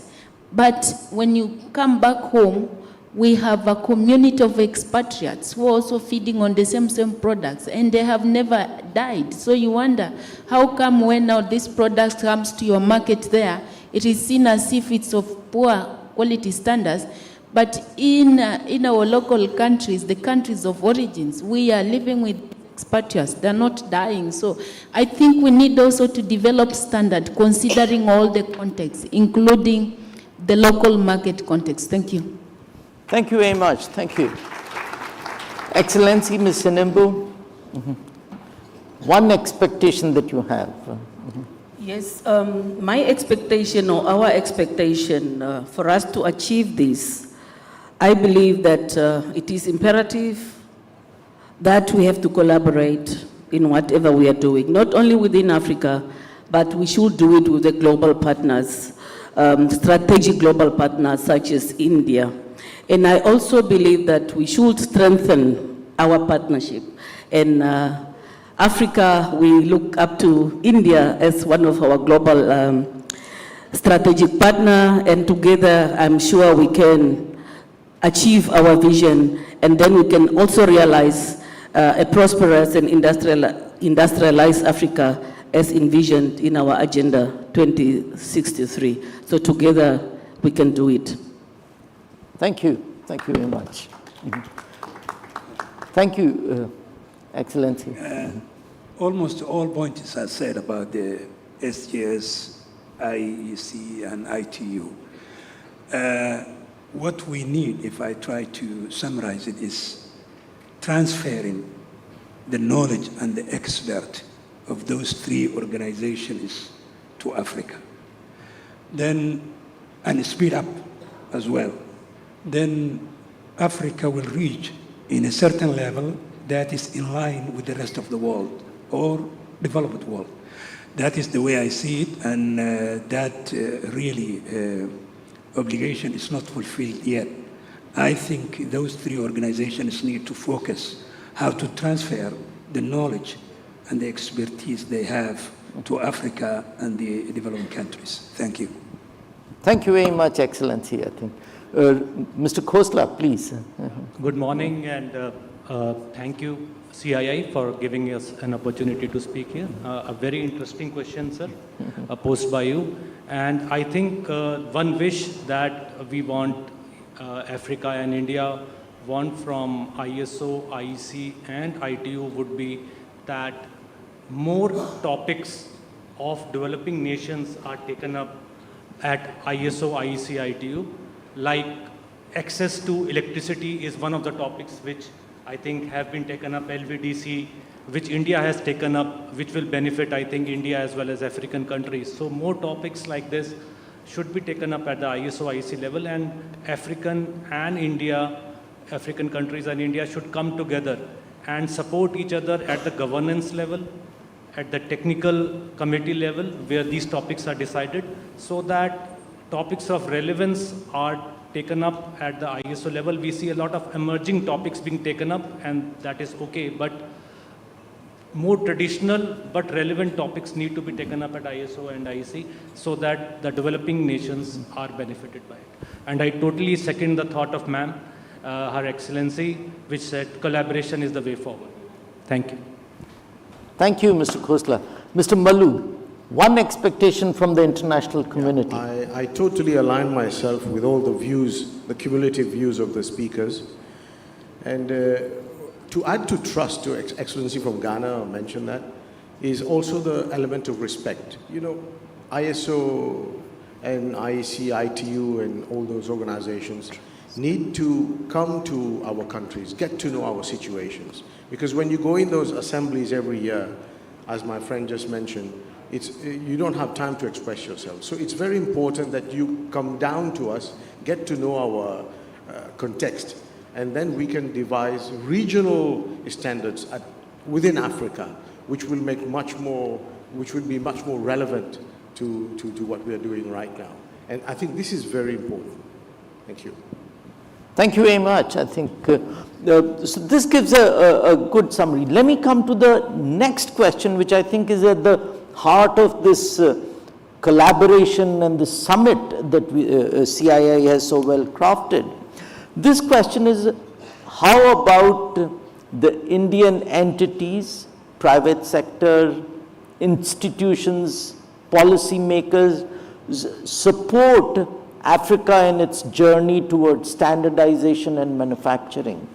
One expectation, and to try and stay within the time, if you could again share one expectation that you would have from the Indian community on the whole.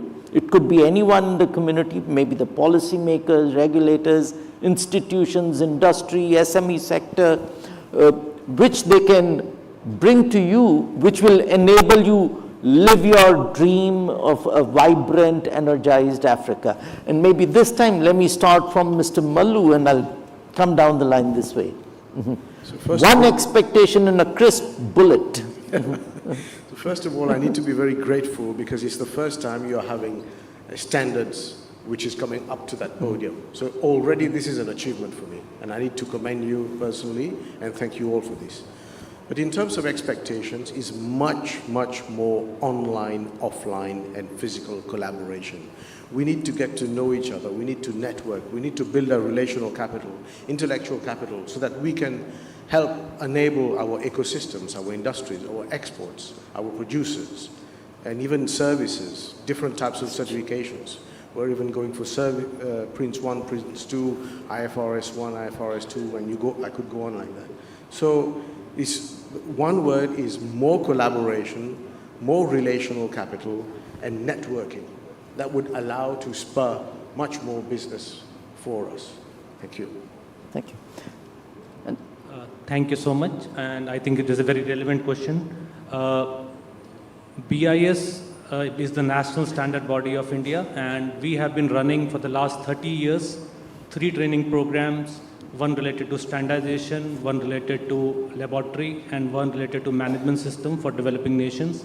And BIS would be very happy to build the capacity in our brother African countries. If you have any suggestion on any specific program where you want us to help you in building capacity, you can just write to us. We will be more than happy to support you in any capacity building program. That is assurance from BIS. Thank you.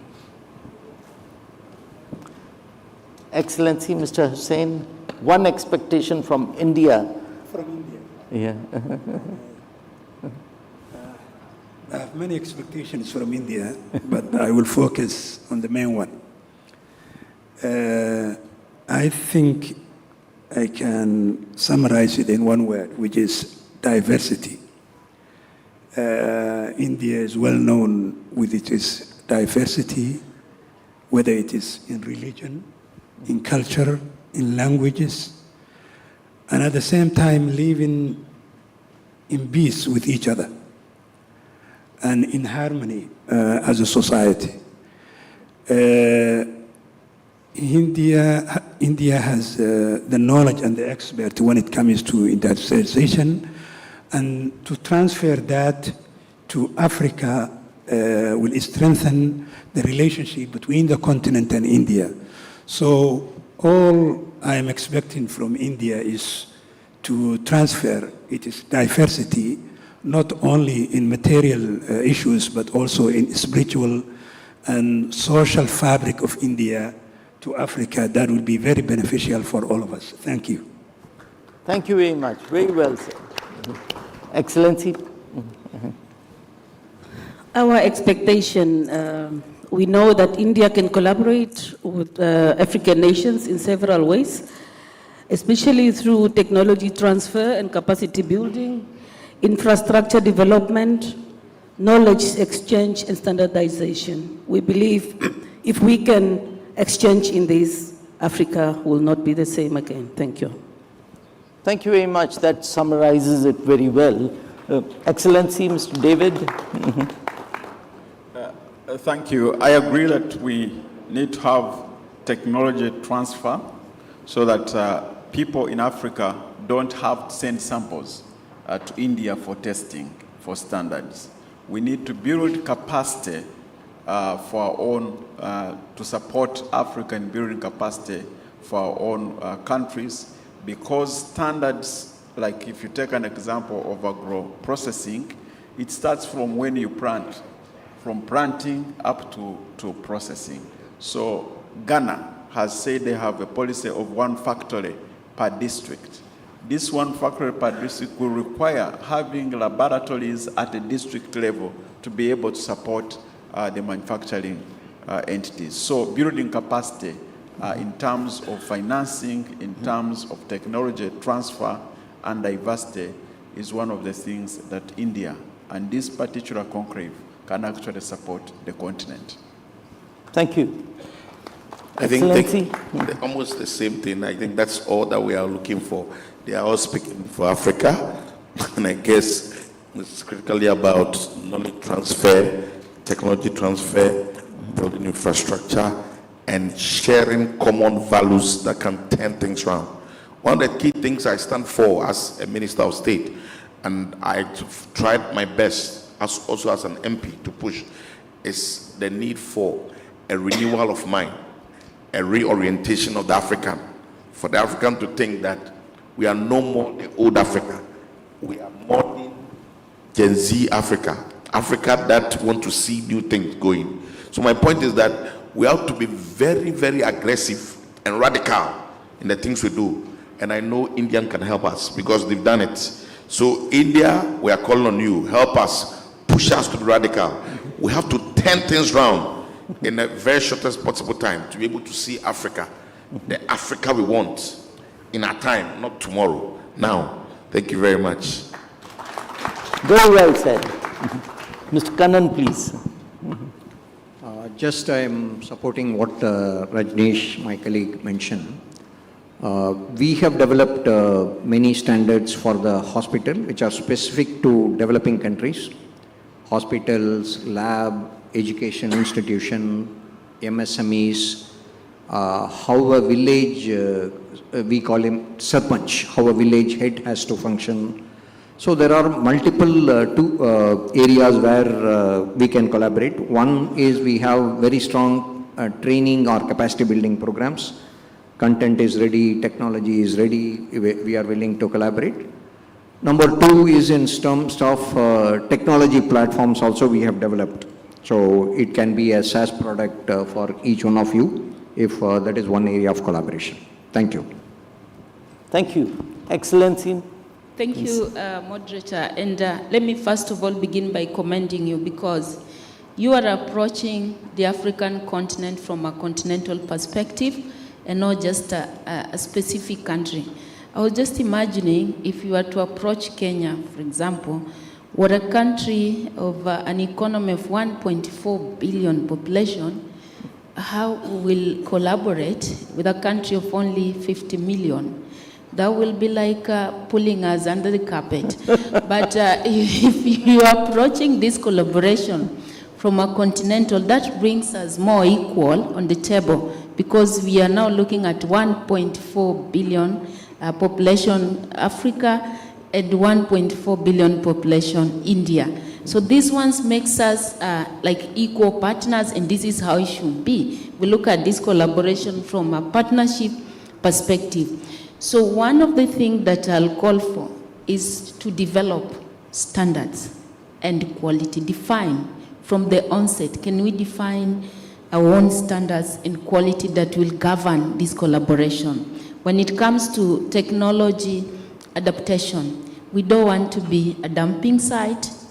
We want also new technology that can also develop us and grow. Remember, we are now equal. We are both 1.4 billion population, you are.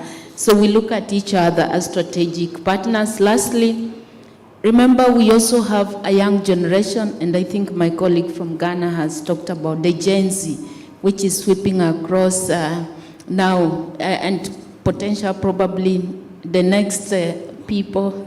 It could be knocking on your door because I think it's in the neighboring. You can smell it here. It was in Bangladesh.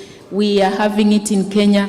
So because of the young population, and whenever you have a young population, you're looking into an innovative space. So let's collaborate around those fronts. But the central ask in this is that let's look at each other as strategic partners who must coexist so that we can grow your country and at the same time also help to grow our manufacturing sector in the continent. Thank you.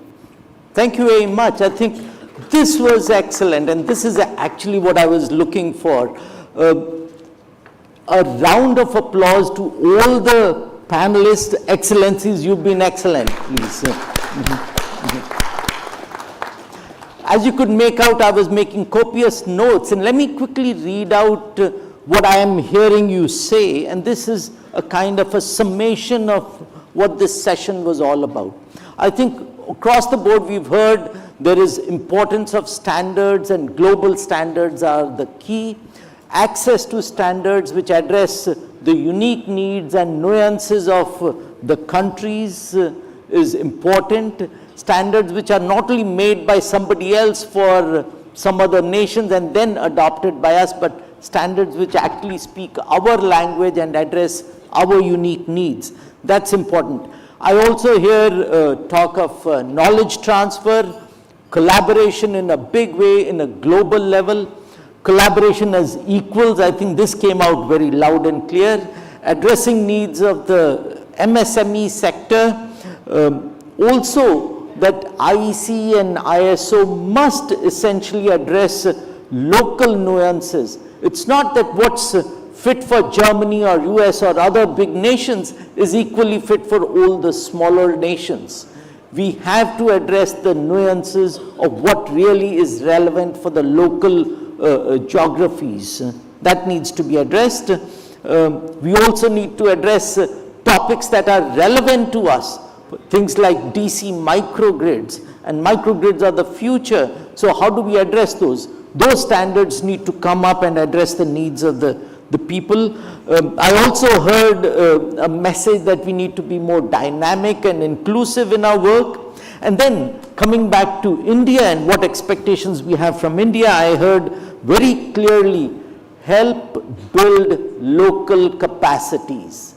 Capacities not only in terms of infrastructure, but also in terms of technologies and human capacity, the knowledge transfer that is required. It was music to my ears when Mr. Kannan and Mr. Khosla on the panel representing Indian quality infrastructure, they're talking about their willingness to transfer a lot of this knowledge. Most of all, I heard of collaboration between equals. I think you brought out this point very well. It's 1.4 billion people collaborating with 1.4 billion people in India, and I think this collaboration amongst equals really is a resounding message that I am hearing. In the end, my personal view, I think I am really excited about this message that I'm taking back, and I hope to bring it to the international community also. From my heart, we all are vibrating with only one message. We look forward to this century being that of Africa. It's for a vibrant, resilient, strong, energized, electrified, modern Africa. With this, thank you very much once again, and a round of applause to the panelists. Thank you. With this, I hand it back to the hosts. Thank you very much, Excellency.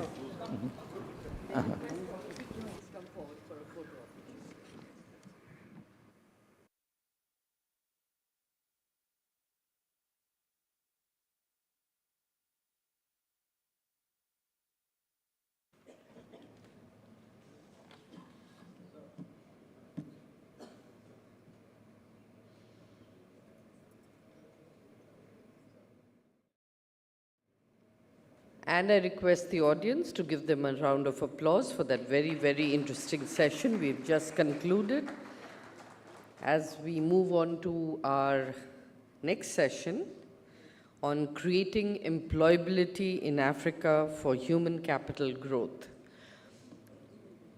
Just to let you know that this is going to be our last sectoral session. Post this, we will have the valedictory session, where we have all the ministers and the vice presidents who will be participating. So I request all of you to remain seated, and we'll start with this next session as soon as we are ready.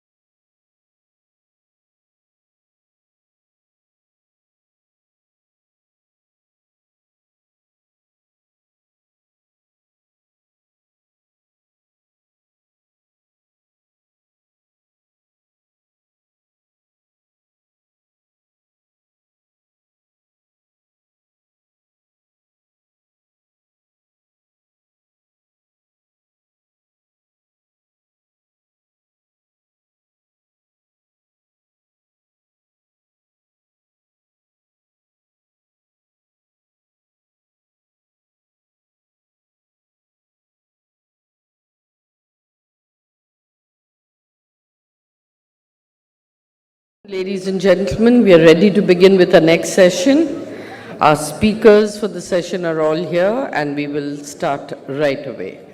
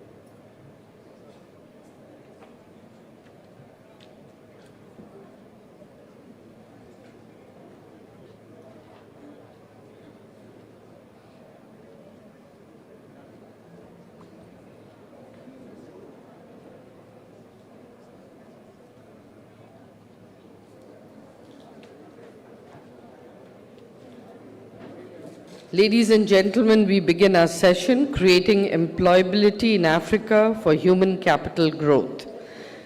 To begin this session, I'd like to start by welcoming Dr. Vikramjit Singh Sahni, Chairman, Sun International Limited. He's a Padma Shri and member of the Rajya Sabha. I'd like to welcome you, sir, and invite you to give the opening remarks and take the session forward.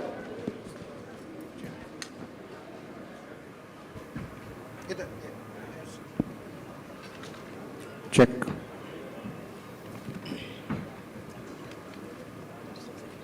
My honorable ministers from African countries, dignitaries, excellencies, my dignitaries, distinguished delegates on the dais, ladies and gentlemen, a very good morning and a very warm welcome to the session of Creating Employability in Africa for Sustainable Human Capital Growth at this very robust and successful 19th edition of CII India-Africa Business Conclave. I always believe that collaboration between India and Africa holds the key to unlocking the full potential of Africa's youthful population. Many of you may not know that more than 60% of Africa's population is below age of 25. It was also an eye-opener for me when yesterday I read it. And more young people are being added every year. And Africa boasts the world's youngest population, and in Africa, I also read the median age is just about 19.7 years. So now we all think that such a vibrant and energetic demographic should be a driving force for the all-round economic development. And of course, like many other countries, and especially post-COVID pandemic, we have seen the unemployment situation also for the young people across Africa is dire. It was estimated that in 2024, youth unemployment rate across Africa was projected 11%, in some countries as high as 30%. To quote some of the various challenges which persist in African employment ecosystem, the majority of young Africans work informally, lacking the benefits and protections of formal employment, disguised unemployment, underemployment, working in roles which do not fully utilize their skills and provide them adequate incomes. This precarious situation leads many young Africans to seek better opportunities abroad. The brain drain on one side, and which is depriving the African continent of much needed talent on other. This makes it challenging to attract foreign investment and maintain stable business environment. Excellencies and dear friends, Africa, which I already said has the world's youngest population, And then I personally feel which can be further progress into a highly productive workforce. We can transform and groom this young population of Africa into a productive workforce that can provide regions through manufacturing growth. And the foremost area I feel is farm modernization. We all know Abuja Declaration. I also come from agri sector. We have footprints in 8 African countries. So we have large agriable land, and we know the concept of food security. So this more agriable land with more agri inputs and produce of Africa can be the world reservoir of pulses, of millets, of oil seeds and whatnot. But then we can engage the youth in the whole, what we call farm to fork technology or agri value chain. And one another sector where African youth can be utilized, their talent, is the services sector, where we feel a lot of Africans, if you go to UAE, you go to other countries, we find a lot of our African brothers, sisters, young people. Why not they investments in their own country in IT, hospitality, finance, and all the ITES, digital, all these, which is the flavor of the today's challenges. So we have to discuss today and deliberate today that what holistic approach to this issue would enable African governments to better target entrepreneurship, skill training programs. Particularly, I've seen in Africa, because we started with South Africa, but then now we are into Malawi, Mozambique, and so many other countries. Seen the rural areas, primitive areas require a lot of economic development. I would just touch upon, before we invite our very distinguished panel here today, this morning, that India is playing a very pivotal role in this transformation. India had established National Forensic Sciences University, a big campus in Jinja in Uganda last year, and you will be proud to know that the iconic Indian Institute of Technology, which is IIT, Chennai, Madras, it set up a campus in Zanzibar in Tanzania in 2023, all spearheaded by my dear friend Mr. Puneet Kundal, Additional Secretary, Africa, who is personally, whenever I call him, 90-95% of the time he is in Africa. That is the way to emulate, that is the way to lead from the front. These educational links have been further strengthened by direct people-to-people connections. You all know India-Africa Forum Summit Training Initiative. We have started skill development, vocational courses. My another friend, CEO of National Skill Development Corporation, Mr. Ved Mani Tiwari, is also here with us. So we have various training and vocational courses which we are running: water resource management, geo-information technology, internet working design, e-governance, highway constructions.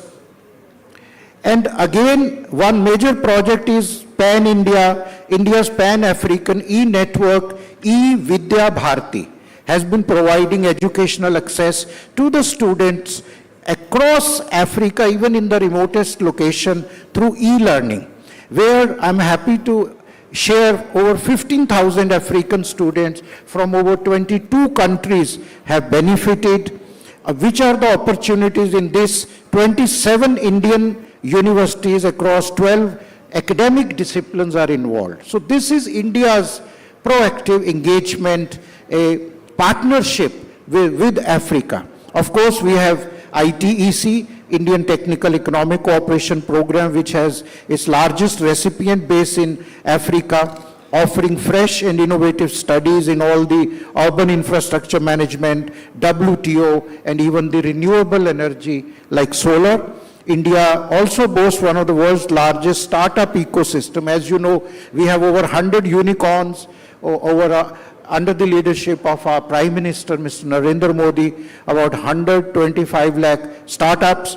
This dynamic ecosystem have soared in recent years. Similarly, we should discuss today, because we are talking youth engagement, is employment opportunities, other is startup, and I'm sure African cities such as Lagos, Nairobi, Cape Town are already becoming the startup global capitals, attracting significant investments.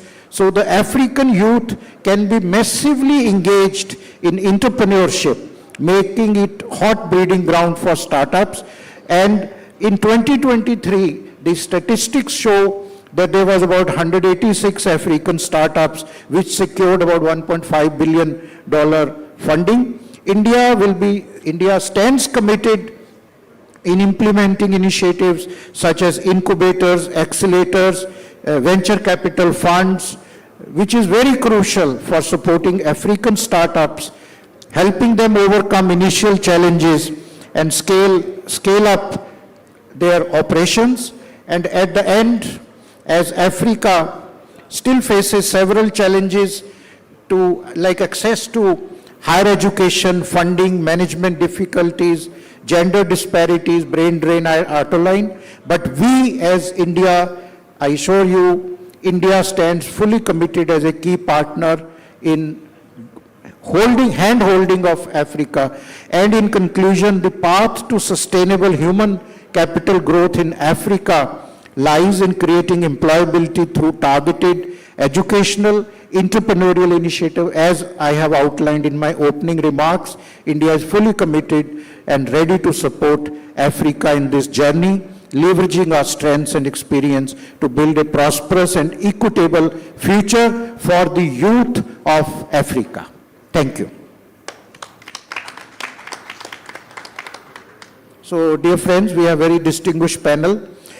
We will start with none other than the man who spearheads India's initiative into Africa, Mr. Puneet Kundal, the Additional Secretary looking after Africa from Ministry of External Affairs, Government of India. Mr. Kundal, I think given India's successful journey in transforming its demographic dividend into a skilled workforce, what is your suggestion? How can India leverage its experience in large-scale skill development programs to address the unique challenges faced by the African nations in building industry-ready talent? Because you are the most traveled across the length and breadth of Africa. Mr. Kundal. Sir, thank you very much, Mr. Sani, for those kind words.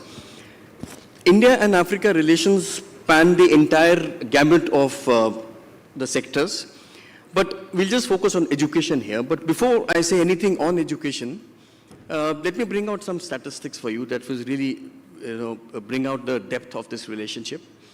In 1950, Africa was 10% of the world's population. By 2050, Africa will have 25% of the world's population. What I'm saying is that 1 in 4 citizens of the world will live in Africa. I think that in itself brings out the need for education and the need for skill enhancement and the need for upgradation of skills and capacity building, which is required for nation building for any country. The AU has also taken note of that. And the theme for this year, the AU's theme is Educate and Skill Africa for the 21st Century. I think there is an increasing recognition in Africa that education is the core of or the base for any kind of development work that has to take place. So India has really, given its best. Mr. Sani mentioned about the iTech program. Let me tell you, we have trained over 31,000 people from Africa in the past 10 years under short-term capacity building programs under our iTech program. There are countries in Africa, I can immediately think of Ethiopia, for example, that has a program for 70 PhDs in India. There is Zimbabwe that came out to 250 scholarships for Zimbabwean nationals to study in India.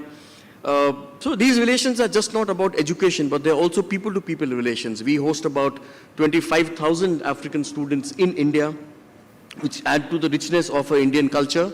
But they also act as ambassadors of those countries in India and vice versa. Our contribution in the field of education has been in providing supercomputers to several countries.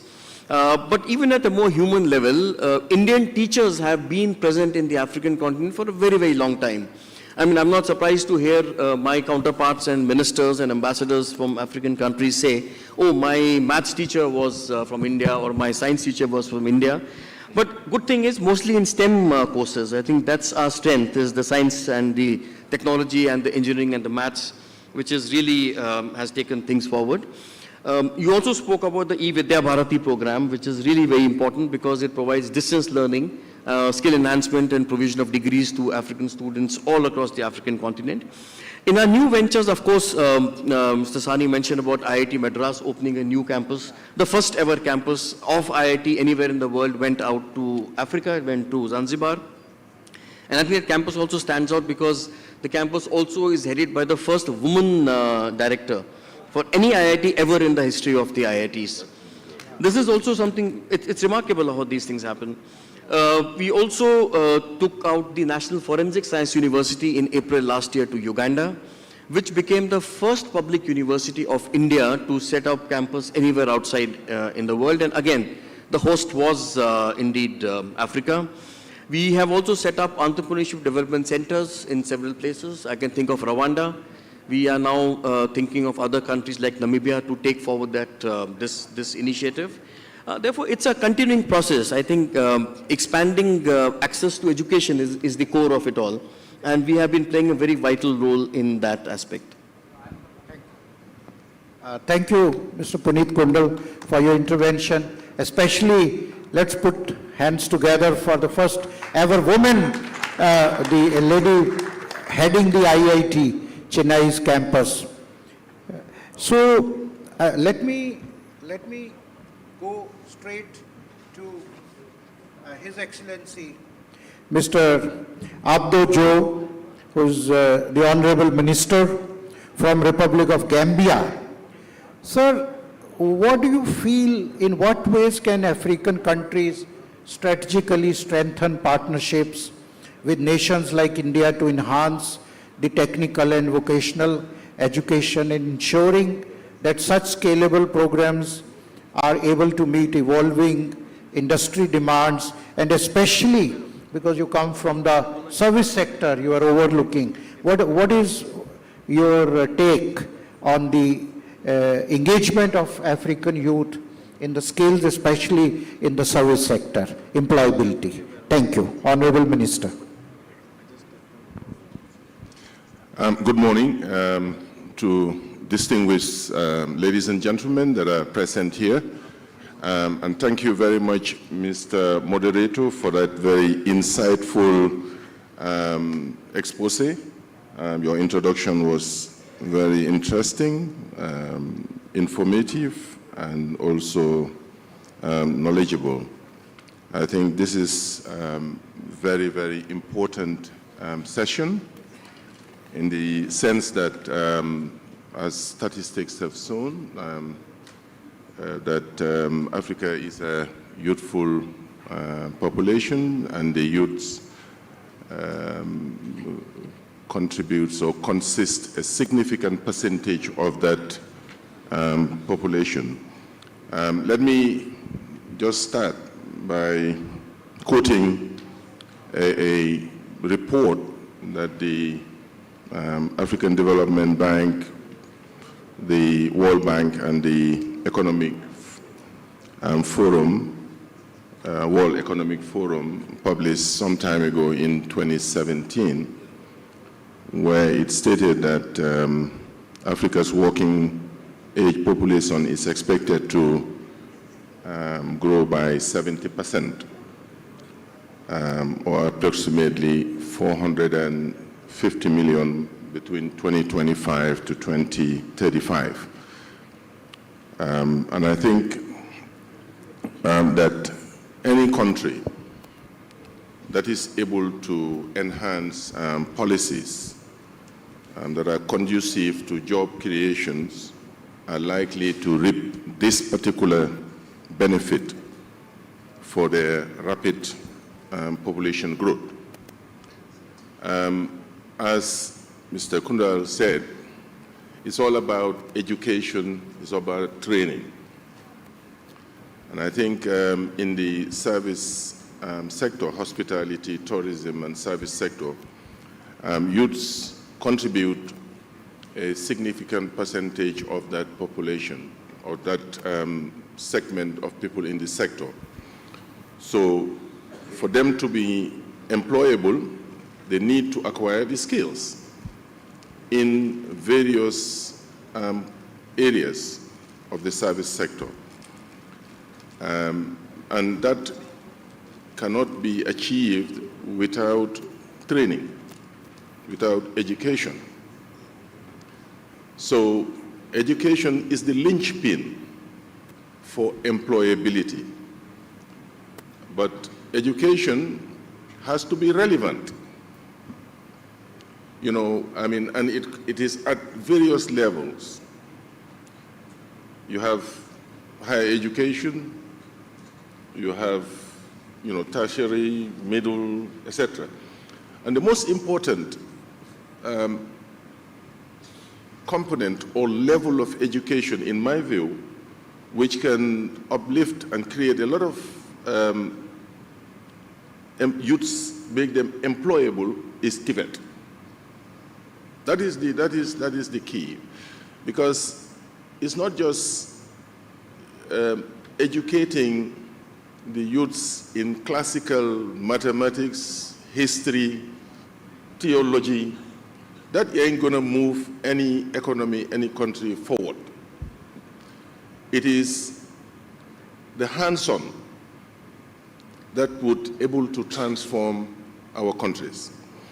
And I am excited to note from the moderator the importance that agriculture, you know, plays in creating employment.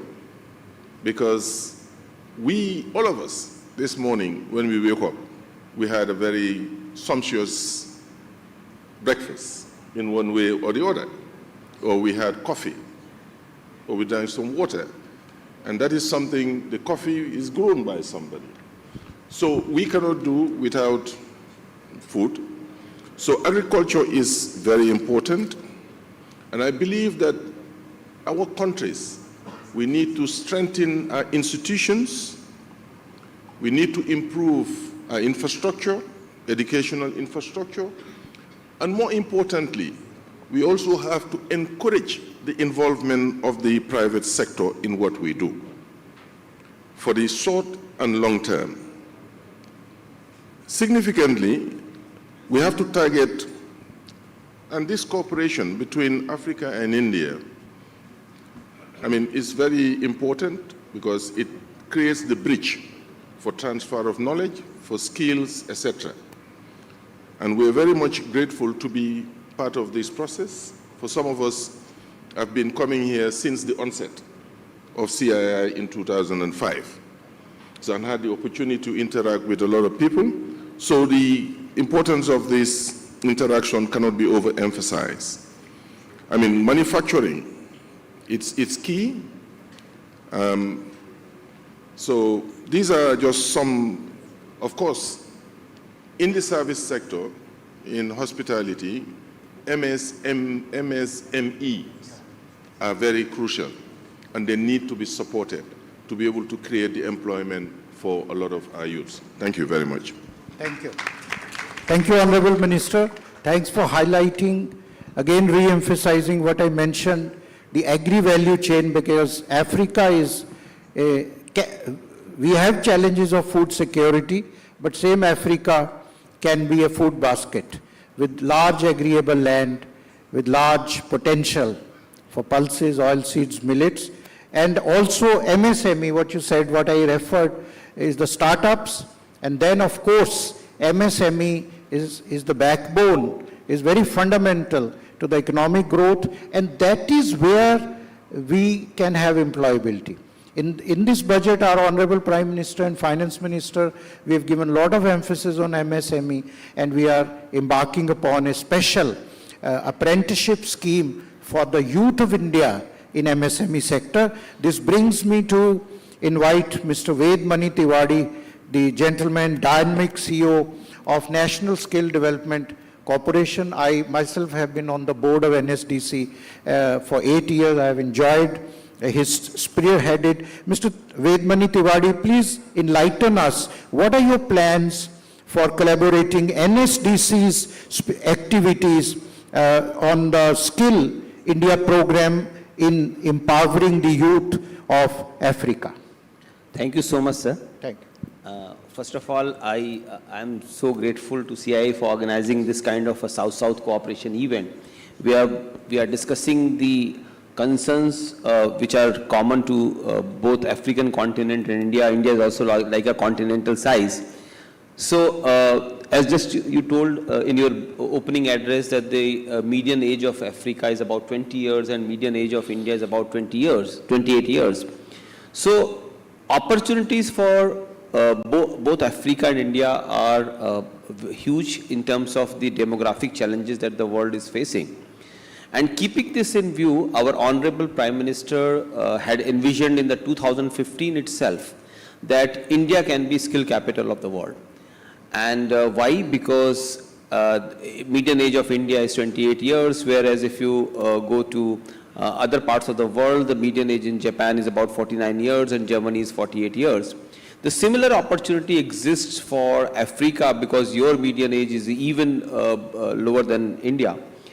And with that in mind, I think that there is a huge opportunity to work together, and NSDC with this thing in view. So when you were the board member, we created a subsidiary entity called NSDC International. And NSDC International is working with ILO on one side, and SASASNet, which is Sub-Saharan African's Skill and Entrepreneurship Network, which is a network of about 57 countries, to take India's efforts into skills to Africa. One thing that I want to put in here is, until now, the world used to talk in terms of TVET, Technical and Vocational Education and Training, which was considered as those who cannot cope up with the regular education. We have to find a pathway for them to, through a TVET route, so that they can find a livelihood. But the world has changed dramatically. Now, everybody needs skills. You and I also need skill. We get reskilled, upskilled every single day. So skilling, as the Honorable Minister was telling, the education and skill has to become a very integral part of the human capacity development for any country.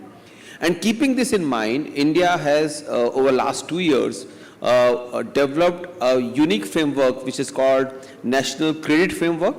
National Credit Framework prepares a pathway for seamless horizontal and vertical mobility among places of education, places of training and places of work. Any person can accrue academic credit either in a regular academic course or pursuing a training program, or while being at the workplace, the knowledge that they acquire at the workplace. And these academic credits can be banked into an academic bank of credit, and then they can be redeemed for a higher education. So the challenge that we were facing, that our GR is about 28%, how do we take it to 50% in next few years? And the problem remains exactly similar in Africa also. Now, if the workplaces themselves can become a place of learning, and that's what NSDC is doing with many companies, that we are working with them, and we are acting as a bridge between the education institution and the workplace, so that during the job itself, people can upskill to a higher degrees. So these are the opportunities. As Mr. Sani Saab was telling, that India has a unique apprenticeship program which has scaled tremendously. Now this apprenticeship program has become an instrument to bridge an academic institution and a workplace. So the apprenticeship program is not only the program for only workplace-based learning. Apprenticeship is being embedded into a curriculum itself, so somebody can actually pursue an apprenticeship-based work-integrated learning program. As I told you that NSDC International is working with ILO and SASASNet. We will be happy to work with the countries whose ministers, honorable ministers and representatives are here, to take our programs to these countries. And another big dimension that we have built is Skill India digital platform that we have built. So all of us have seen one thing, that the DPI, digital public infrastructure, has enabled the governments to reach to the public in a dramatic way. Many a times we face that Africa because of the infrastructure issue, and there could be challenges. But I just want to give you a few examples from India. Most of the Indians never saw PSTN telephone. Most of the Indians enjoyed their first experience of phone on a mobile phone, and many of them had only smart mobile phones. That means that we can scale our programs dramatically. Our national identity system became a biometric identity system. That means we straight away jumped to a biometric identity system which is called Aadhaar. And the UPI, through UPI, we could take digital payment to every person in this country. These demonstrate the power of digital public infrastructure. Skill India Digital Hub SID is a digital public infrastructure for human capacity building. The whole architecture that I talked about, that how can we integrate workplaces and places of learning through a credit framework and curriculum framework, can actually be deployed through a digital public infrastructure called Skill India Digital Hub SID. We have recently, we are partnering with Sierra Leone in Africa itself, where we are taking this partnership to Sierra Leone. Sierra Leone is adopting our platform. Similarly, yesterday we signed up with Malaysia. This is an opportunity. We will be happy to work with the country's representatives here. What we have to just keep in mind, the world of work is changing. The focus has to be how do we bring digital, AI and climate change into workplace context and learning context, because jobs of future will be built around these ideas.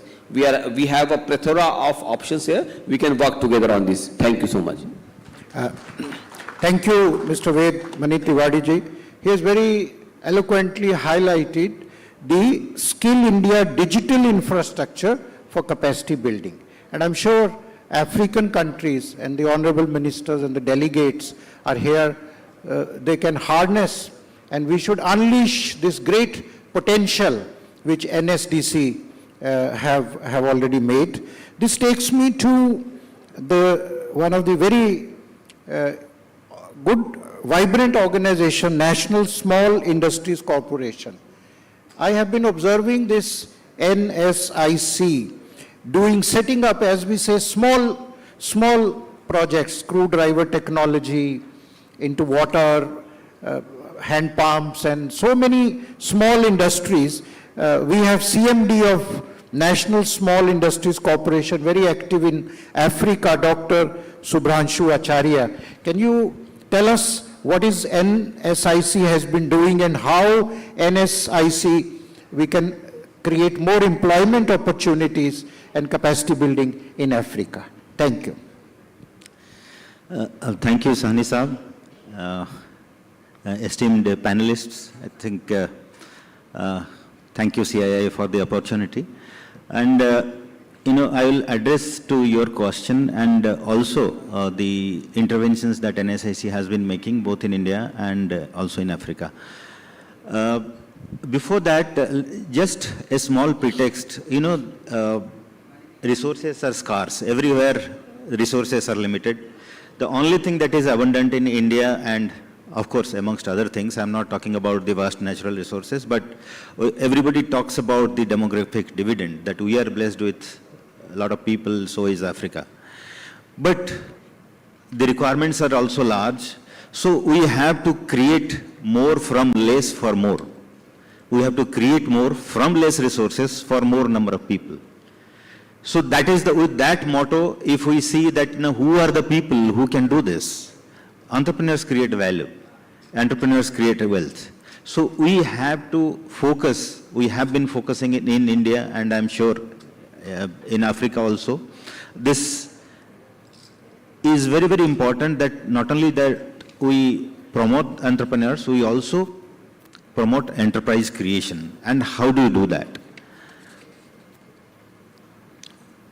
There is a recent observation by a Femer Institute in the United States that earlier in the 40s, it was taking about 25 years for the human knowledge to get doubled. Today, as they say, human knowledge is getting doubled every 12 hours. That means the skill sets or knowledge base that we have becomes obsolete in a day. So what we are teaching our students today in college possibly may not be useful when they come out of the college. So keeping that in view, how we modernize our skill training programs, how we modernize our education or rather make it dynamic is very, very important.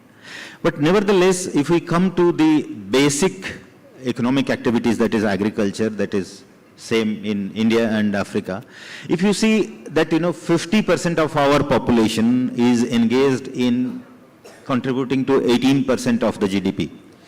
That means the capacity of agriculture to produce incremental employment is limited. So it is only the MSME sector that is going to produce additional employment in the economy. And how do you do that? When you talk about enterprise creation, it is basic livelihood-based enterprise that will create value, because if we want to grow fast, then we have to see how we create value at the grassroots. We cannot create value only at the city centers, only at the metropolitan areas. We have to see that, if we have to achieve our dream of becoming a developed nation in India, that is our dream, very soon we are going to achieve it, then what we have to do is we have to have value creators at the grassroots level. And how do you do that? We create value creators who are entrepreneurs. So through our livelihood incubators, we produce very fast the entrepreneurs who can create livelihoods not only for themselves, for others also. Very basic skilling is provided, whether it is biscuit manufacturing, or it is oil extraction, it is spices grinding, or there is paper napkin manufacturing. Some basic skilling training is given, and also facility is given. If they are not in a position to do it immediately on their own, they can get the job or get it done at our center and then market it, and gradually they can move up the value chain. So with this kind of a setup, we have several livelihood business incubators in the country, and we are helping rolling out of small livelihood enterprises throughout the country who are creating livelihood not only for themselves but also for 2, 3, 4 other people. In fact, Your Excellencies, you will be very happy to know that in the past we have replicated this model in Africa. In 10 different countries, we have set up this livelihood business incubation centers. We call it rapid incubation because very fast they can be incubated and they can start, getting engaged in economic activity. So we call it rapid incubation centers. We have set up in 10 different countries, and we will be very, very happy to further collaborate and, take it to the next level. So NSIC is an organization from livelihood incubators to accelerators for the larger enterprises, larger of the MSMEs, to provide them growth capital because debt capital is limited. It will not be available after a certain period of time to fuel their growth. We have the Self-Reliant India Fund. So what I'm trying to say is, from livelihood incubators, accelerators, and fueling their growth, NSIC is everywhere for MSMEs. And we have a B2B portal, that is MSME Mart, where we have 200,000 Indian MSMEs registered. Their background checks are done, and we are making, trying to matchmake the buyers and the sellers. And very soon we are going to have country pavilions where we'll be very happy to host the MSMEs of Africa. They can, explore the business opportunities with Indian MSMEs and vice versa. So opportunities are unlimited, and going forward, we are all willing to be working more intensely with the African countries. Thank you very much. Thank you. Thank you, Dr. Acharya. I think he has really highlighted that we have to create more out of less, optimal utilization of our scarce resources, and emphasized micro and small. That is where the African growth lies, micro and small. And I will encourage all our African delegates to visit NCIC's portal, where there are about 200,000, this B2B portal for making networking. Also, if I'm not wrong, there are many project reports for micro and small projects, and NCIC can give all the technical know-how. This takes me to His Excellency Mr. Tambo Gina, the Honorable Minister for Planning and Development, Kingdom of Eswatini. Sir, you know, we have been talking of AI and rapid digitalization, the new transformation, the paradigm shift into the global economy. How do you think African governments and your country are integrating the digital skills training into education systems to prepare the youth for digital job market, and how you think Indian tech companies can help bridge Africa's digital skill gap? The Minister Tambo Gina. Thank you very much, moderator, and greetings to fellow panelists, and also thank CII for inviting us here, and thank you, India, for all the hospitality. I will make fairly general comments before attempting a little bit of an answer to that question. I'm very glad to contribute to this topic of creating employment, in fact, employability in Africa for human capital. One of the socio-economic challenges facing the Kingdom of Eswatini, indeed facing most African countries, is this issue of unemployment, which in the case of Eswatini is 33% for the general population and 58% for the youth in the age 15 to 34, and 45% for the 15 to 24, and 45% for those 15 to 35 category. The tragedy is that these people are not only unemployed, but they are unemployable. And we are looking for ways to deal with this issue, where we find that the country is characterized by high levels of unproductive people, which lead to denying us the opportunity to benefit from the demographic dividend, which would require a healthy, educated, and productive population, yes, in the digital age as well. So we're looking for approaches that can provide pathways to make these people economically productive, which requires an approach for sustainable livelihoods that takes into consideration the assets, the resources, the capacities that lie inside these people, and properly identifying those activities that they can participate in. And I would say the following are some of the issues that we will look for help in terms of addressing this issue. One, education and skills development. Quality education, secondary and vocational education. In particular, not only affordable education, but practical education. We'll also benefit from entrepreneurship and small business support. I will not amplify in many of these. We also need to have properly functioning labor markets. So we need to address those policies and institutions that impact on labor markets. We also need partnerships and collaboration with the private sector to understand their skills, the needs, and develop tailored training programs. The agenda, to address the gender and social inclusion is an obvious that everybody can deal with, can relate to. We would like to invest in digital infrastructure and skills, develop digital skills training programs to prepare the workforce for the digital economy, encourage the use of digital platforms and tools to improve job search, skills matching, and remote work opportunities. We are particularly mindful of the fact that probably 60% of the jobs existing today, 25 to 30 years from now, they will no longer be there. As we grow up, in fact, as well as much as 20 years ago, when you thought of a bank, you were thinking of a building. Today, when you think of banking, we are thinking of our smartphones, sitting in your living room and doing all the necessary banking.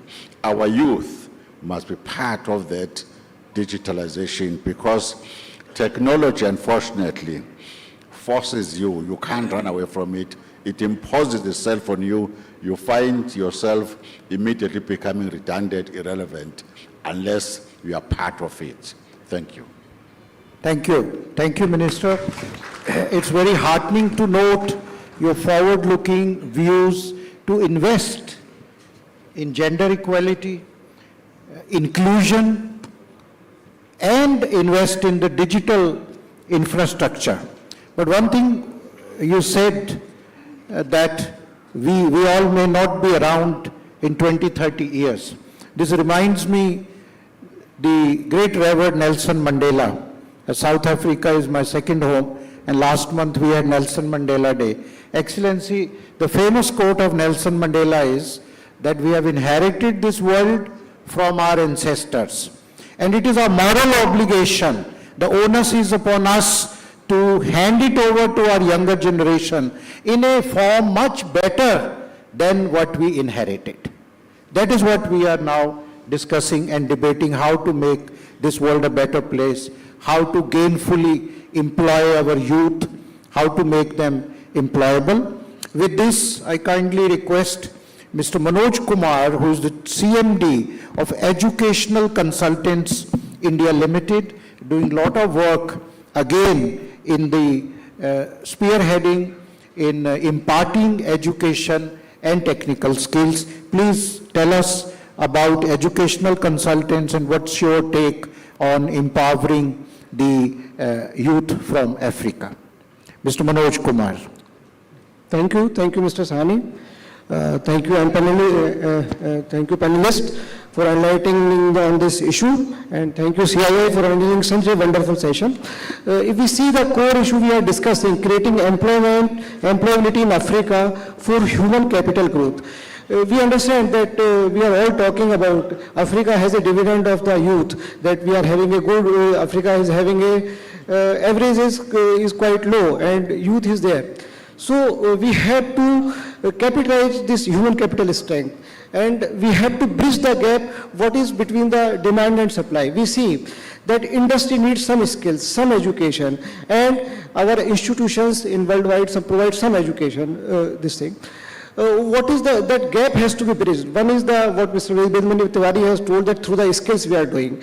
And in our government of India, Ministry of Education, we have brought this new education policy 2020. This is further a milestone into that, to make the education more employable and to make it more flexible, so that that gap between the industry and academia gets bridged. So in that line, I would like to point out 2-3 things. That in today's fast changing scenario, when the technology is advancing so fast, things are changing so fast, so we have to be concentrate on 2 main issues. One is the content. Today's content may not be of any use for 5 years later, 10 years later. That is one of the main thing, that what we are teaching, what skills we are teaching, what content we are teaching, that needs to be upgraded very on a faster mode. That's one thing. Similarly, the technology, India, as we all know, that for the IT professionals, our country leads in the world, and that with that advantage of country being full of IT professionals, Africa can take full advantage of that. Combining these two, information technology and the content, India is already having more than 1,000 universities and 40,000 colleges and wonderful, I will say, higher education institutions. More than 2,500 higher education courses are there across the higher education institutions. We have the Study India portal also for the education for the African students, through which they can apply online, and it's completely transparent system. So that is the content side that's there. But what I would like to enforce upon that the content which needs to be upgraded in the real time now, today's need, seeing the today's need, and the speed which can be given by the information technology. These two together, India's edtech companies can provide this solution, and this mode of giving the right content and a good speed and to the masses can be possible with the technology. And this we have EdSil, which is the only public sector in the Ministry of Education. We have done this in Mauritius across more than 270 schools, 78 schools, which is now based on the completely, I will say textbook, the pen and pencil free. Similar things can be applied into the Africa, into continent. So I will say, concludingly, this my message is that with the technology, edtech solutions, we can provide the quality education in real time, seeing the industry needs today. Thank you. Thank you. Thank you. You said so rightly, and I've also seen with my own experience, on one side we have unemployment, but on other side, industry doesn't get skilled workforce. It's a complete side of dichotomy or, catharsis, that you have unemployment, but on the other side, industry. So it needs the education. There has to be a linkage, as he said, linkage between the education and the industry. So this brings to the rightful, Her Excellency Ms. Sabine Jimanko. She is advisor to the Honorable President of Republic of Chad on education. So I think we can take it forward from here, that what is your take and what you are doing in your country, or what is your vision for Africa to integrate the education with the industry so that we have employable workforce and youth also gets employed, and at the same time industry also gets skilled workforce. Her Excellency Ms. Sabine Jimanko.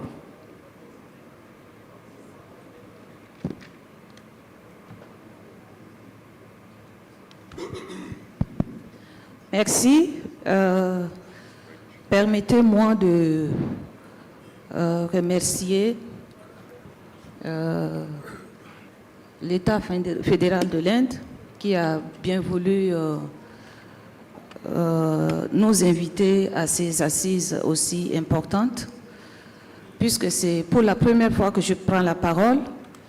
Je voudrais également saluer l'auguste assemblée présente également à ces assises. Je profite également pour remercier l'État tchadien pour la confiance qu'il a placée en moi, en me demandant de venir participer à vos discussions.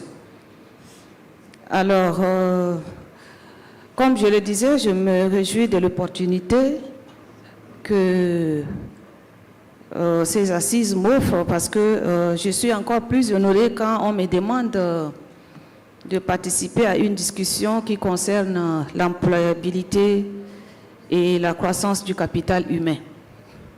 Je voudrais dire simplement que cette question est une responsabilité que je trouve particulière pour moi, parce que tout à l'heure, quand j'ai écouté les éminents orateurs qui m'ont devancé, on parlait beaucoup plus de la responsabilité des universités par rapport à la question de l'employabilité et du chômage.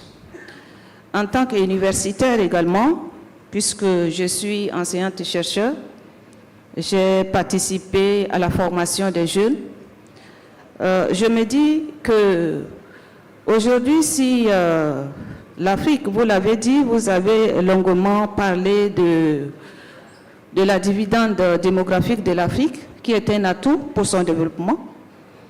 nous avons parlé également du taux élevé de chômage des jeunes, mais ce qui est très important à relever ici, le chômage des jeunes, mais il y a également un taux très élevé de sous-emploi des jeunes.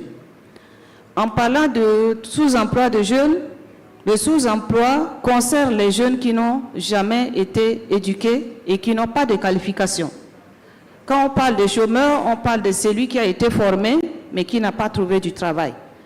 Mais en Afrique, nous avons une grande proportion de jeunes qui n'ont pas été éduqués et qui constituent un problème pour la société. Et donc, vous devez également convenir avec moi que le chômage ou encore le sous-emploi a beaucoup de conséquences. Parce qu'aujourd'hui, si nous parcourons un peu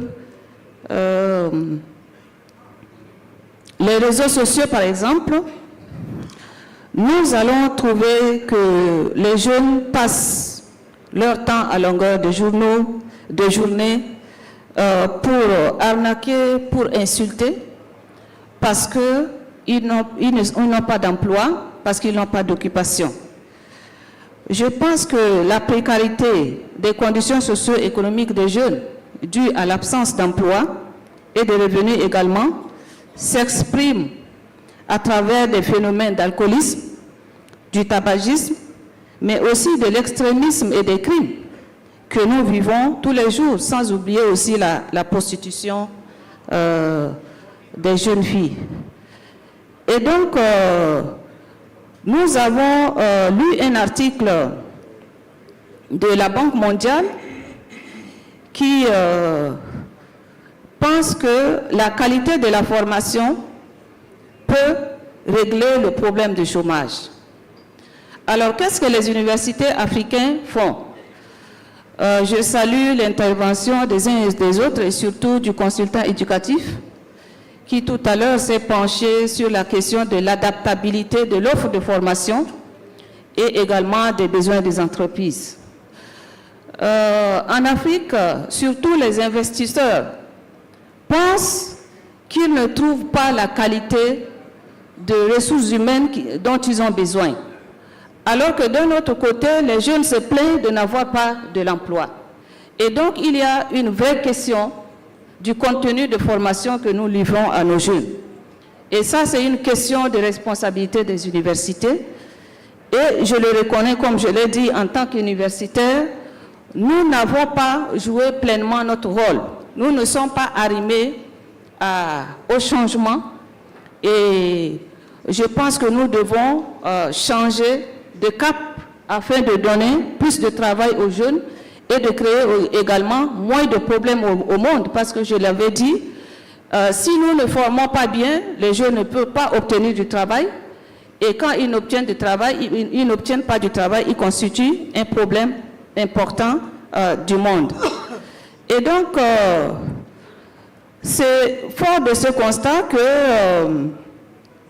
le Tchad, mon pays, a pris la peine de mettre un accent particulier sur la formation des jeunes, surtout dans son plan quinquennal, et qui a donné une place très importante aux jeunes,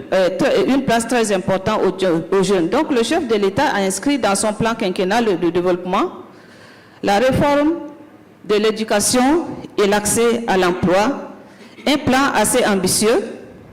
Et donc, un accent particulier est mis sur le numérique, l'entrepreneuriat, la création des centres de formation aux métiers, l'octroi de crédits aux jeunes, la création d'une plateforme de connexion et d'emploi, et pour boucler la liste, qui n'est pas d'ailleurs exhaustive, une initiative nationale pour l'emploi, l'autonomisation socio-économique des femmes a été mise en place. Je voudrais dire que l'Inde est un exemple de la réussite d'une formation arrimée au contexte de développement actuel et d'une formation résiliente. Parce que j'ai vu dans les littératures que l'Inde a mis en place des institutions spécialisées de développement.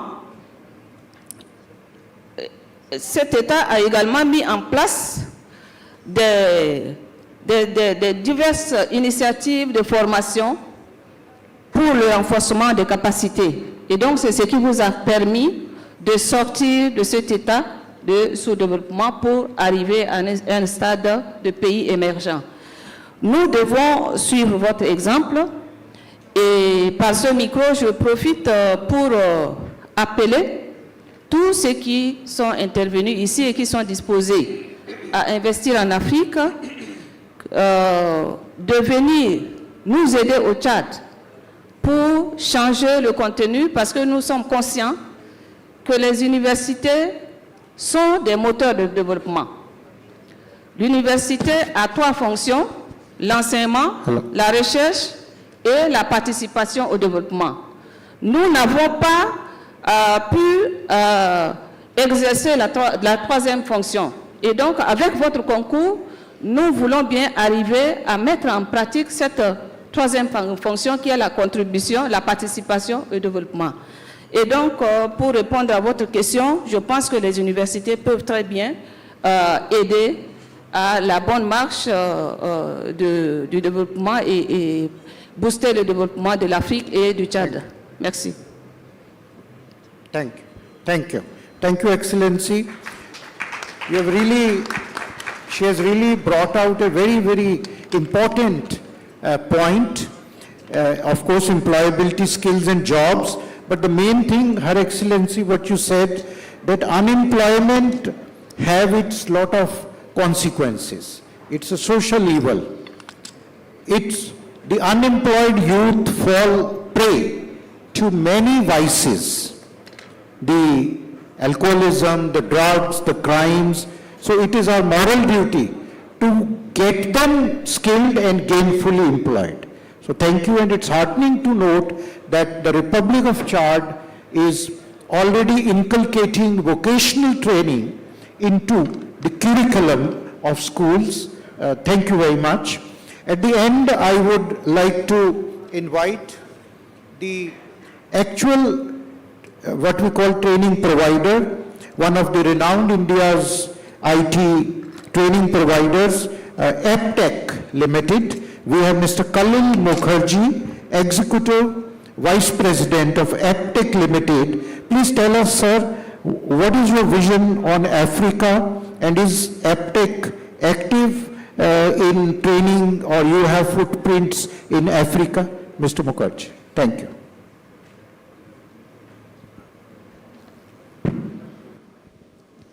Thank you, sir.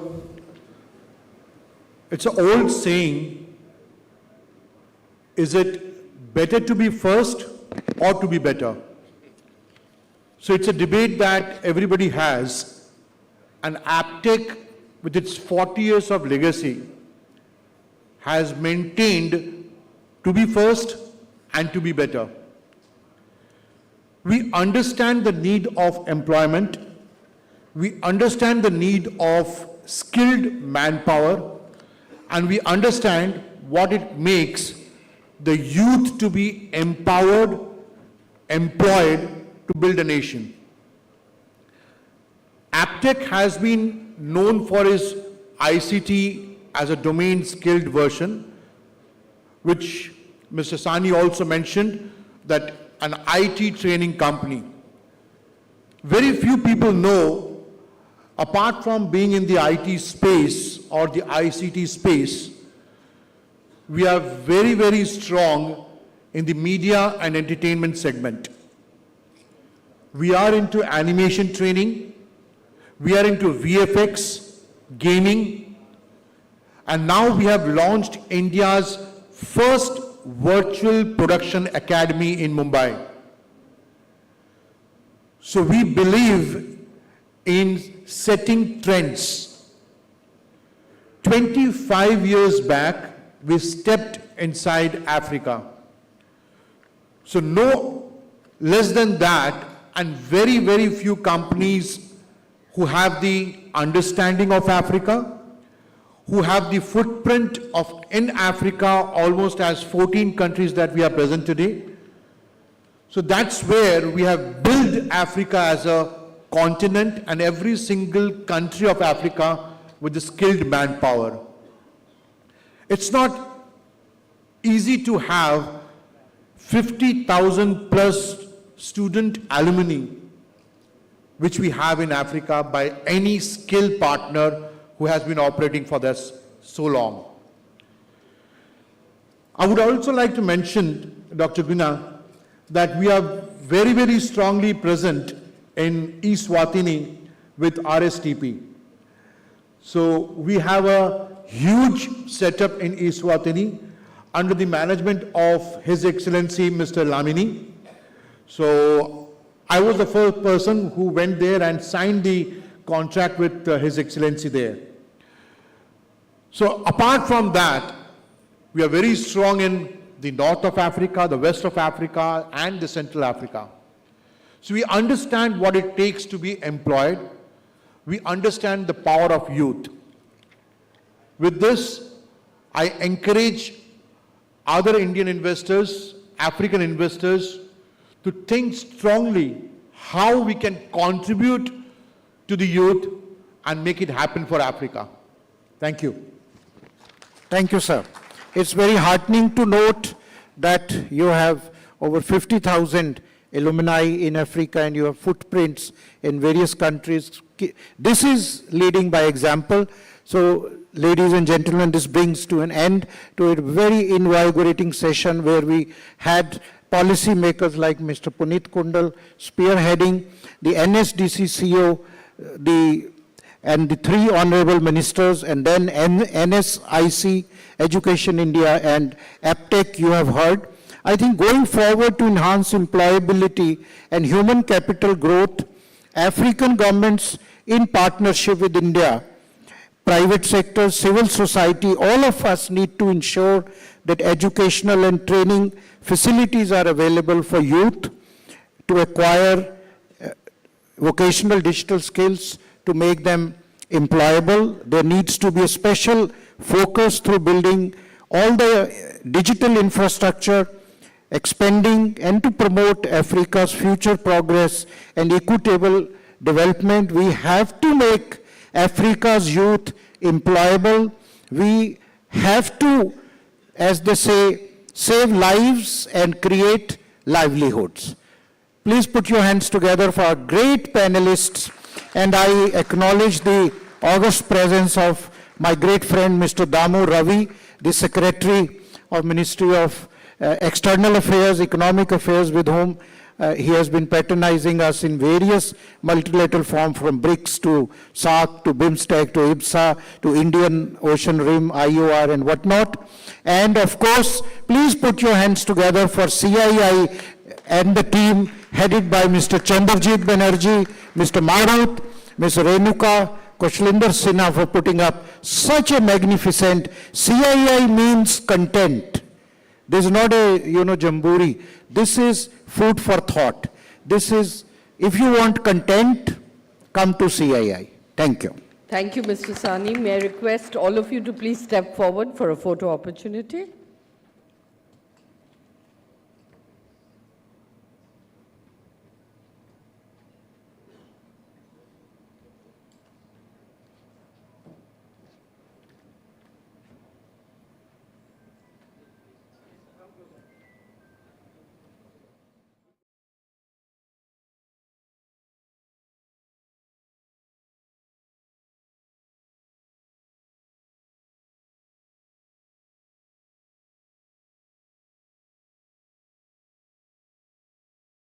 Set for the valedictory session. I request all of you to please take your seats, settle down. We will have all the vice presidents of all the African countries joining us. So we'd like to have the house in order before we bring them in. Thank you.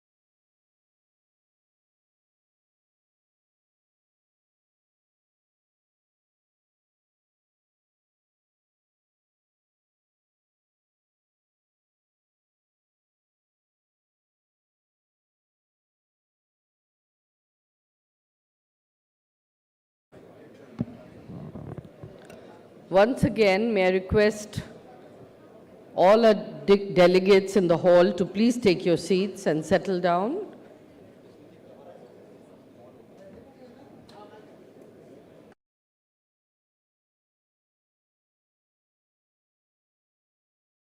Everyone to be seated before we bring in our dignitaries for the valedictory session.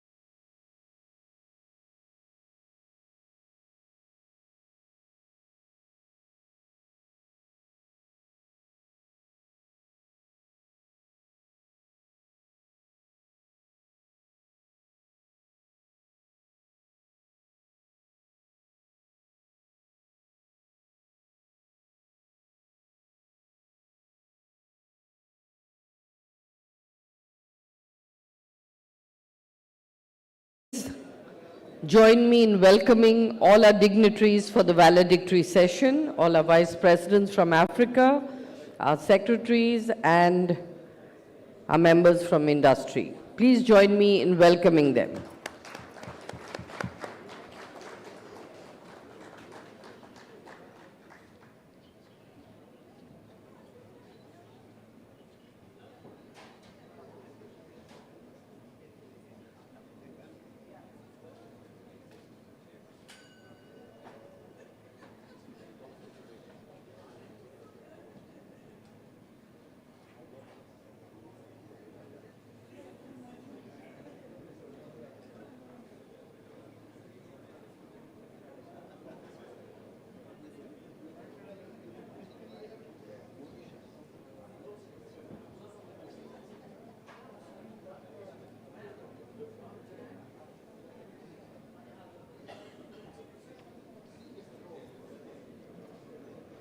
Once again, I request all our delegates to please sit down.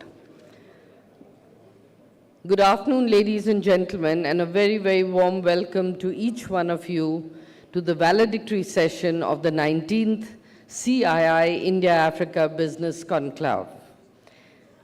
To begin this session, I'd like to invite Mr. Chandrajit Banerjee, Director General, Confederation of Indian Industry, to give his opening remarks.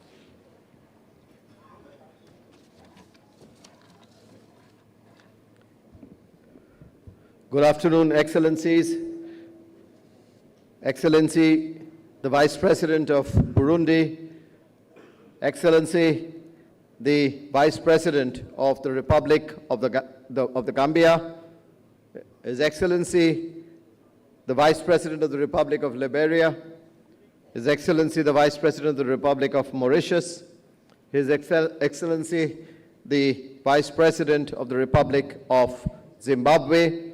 We have with us our two very, very special, important speakers from the government of India, the two who have actually the two different wings of the government, if I may say, which has contributed so strongly to this conference, to this forum, the commerce and the external affairs. As all of us here know, since yesterday, we have had many, many interventions by them, and I'd like to especially now welcome Mr. Damu Ravi, the Secretary, Economic Relations of the Ministry of External Affairs, and our Commerce Secretary, Mr. Sunil Bartwal, and of course, the Co-Chairman of Africa of CII, Mr. Kupuswamy. Many, many High Commissioners, Ambassadors, Our Excellencies, Ministers from the African countries, distinguished delegates from India, Africa, and many other parts of the world. Ladies and gentlemen, indeed, it's been a pleasure to be in some of the sessions and interacting with many of you on a bilateral basis over the last 3 days. It's been a remarkable array of eminent leaders with so much of knowledge and power addressing us. We were fortunate, and I was talking to our Commerce Secretary just a little while back when I was saying that this was the highest ever attendance that one has seen from our African friends and African countries, and this was really very, very encouraging. 1,200 delegates from Africa and over 850 from India in different sessions, they have been coming together in these 19 interactive sessions that we have had. 40 senior ministers from African countries was really great to have had, and of course, the 5 heads of states that are seated here in this session. One another interesting thing that happened, Excellencies, ladies and gentlemen, was the many connects that took place over the last few weeks and months to help establish the 900 plus B2B meetings that we had. So all of that really have given us some very good outcome, which we will capture. And of course, just if one was noting from the outcomes, we really did agree on that Africa and Indian industry with our governments on developing long-term financing solutions to challenge many areas. And of course, the priority was climate change and Africa's critical minerals to play an important role in that. And we must ensure about the sustainable mining and processing, which came out strongly. And in that connect, Indian companies would look for more partnerships in Africa.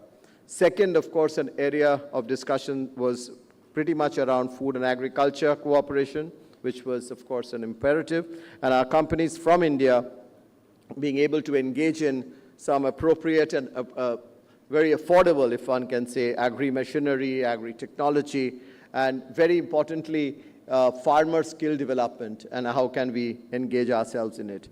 And third, how do we work jointly to explore newer areas as we go along for cooperation, such as digital, artificial intelligence, digital public infrastructure was emphasized, fintech, and even space economy. So we are indeed very keen as an institution and from the Indian industry, with the support of our government, to expand our work in Africa with the help of many of our centers of excellence that are well established in India, the Center of Excellence on Sustainable Development, a Center on Green Business. These are national, international centers, centers on quality management, or even on food and agriculture center of excellence. And we would see how we are able to connect with African friends in different parts of Africa, different countries in Africa.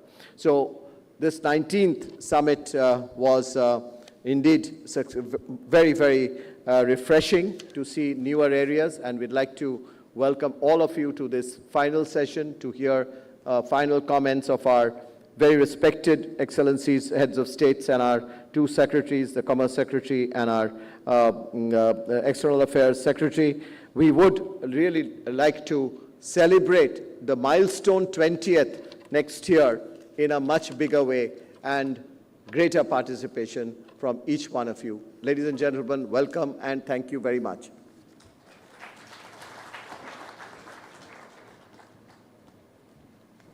Thank you, Mr. Banerjee. I'd now like to invite Mr.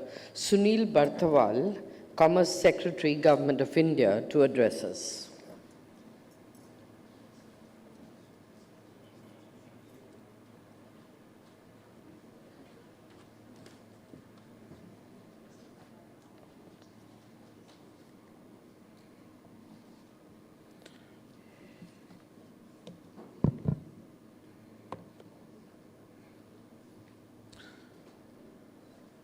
Namaskar, and a very good afternoon to all of you.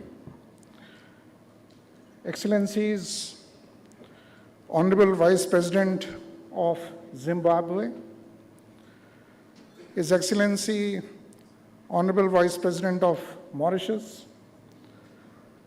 His Excellency, Honorable Vice President of Liberia, His Excellency, Vice President of Gambia, His Excellency, Honorable Vice President of Guinea, His Excellency, Honorable Vice President of Burundi, my colleague from MEA, DG CII, co-chair CII, distinguished delegates, ladies and gentlemen.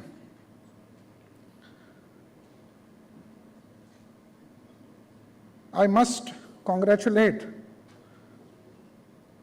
CII, the delegates from Africa, the delegates from India, in making this conclave so successful. As DG said, that perhaps this is the largest number of delegates attending in this conclave ever.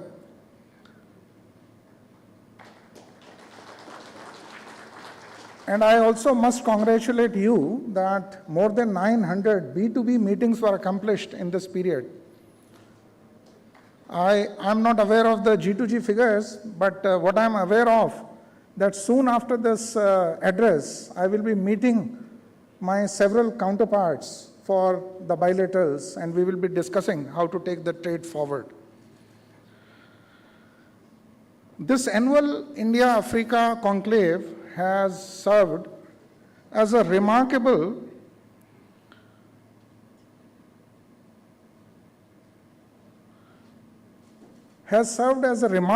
building block of Global South Partnership. At this 19th edition, we have seen our bilateral cooperation and business partnerships scale a new high. We are proud to see the conclave receiving such overwhelming response over the years. Ladies and gentlemen, today, India and Africa stand together with a combined GDP of more than $6 trillion and a population close to 3 billion, representing almost 1/3 of humanity.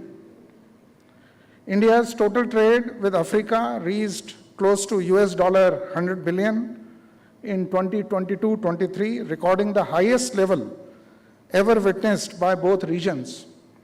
There is no doubt that with this speed and this growth rate, we should be able to double our trade by 2030, which will be about $200 billion. The African Continental Free Trade Area has created a single market projected to grow to US $6.7 trillion in consumer and business spending by 2030.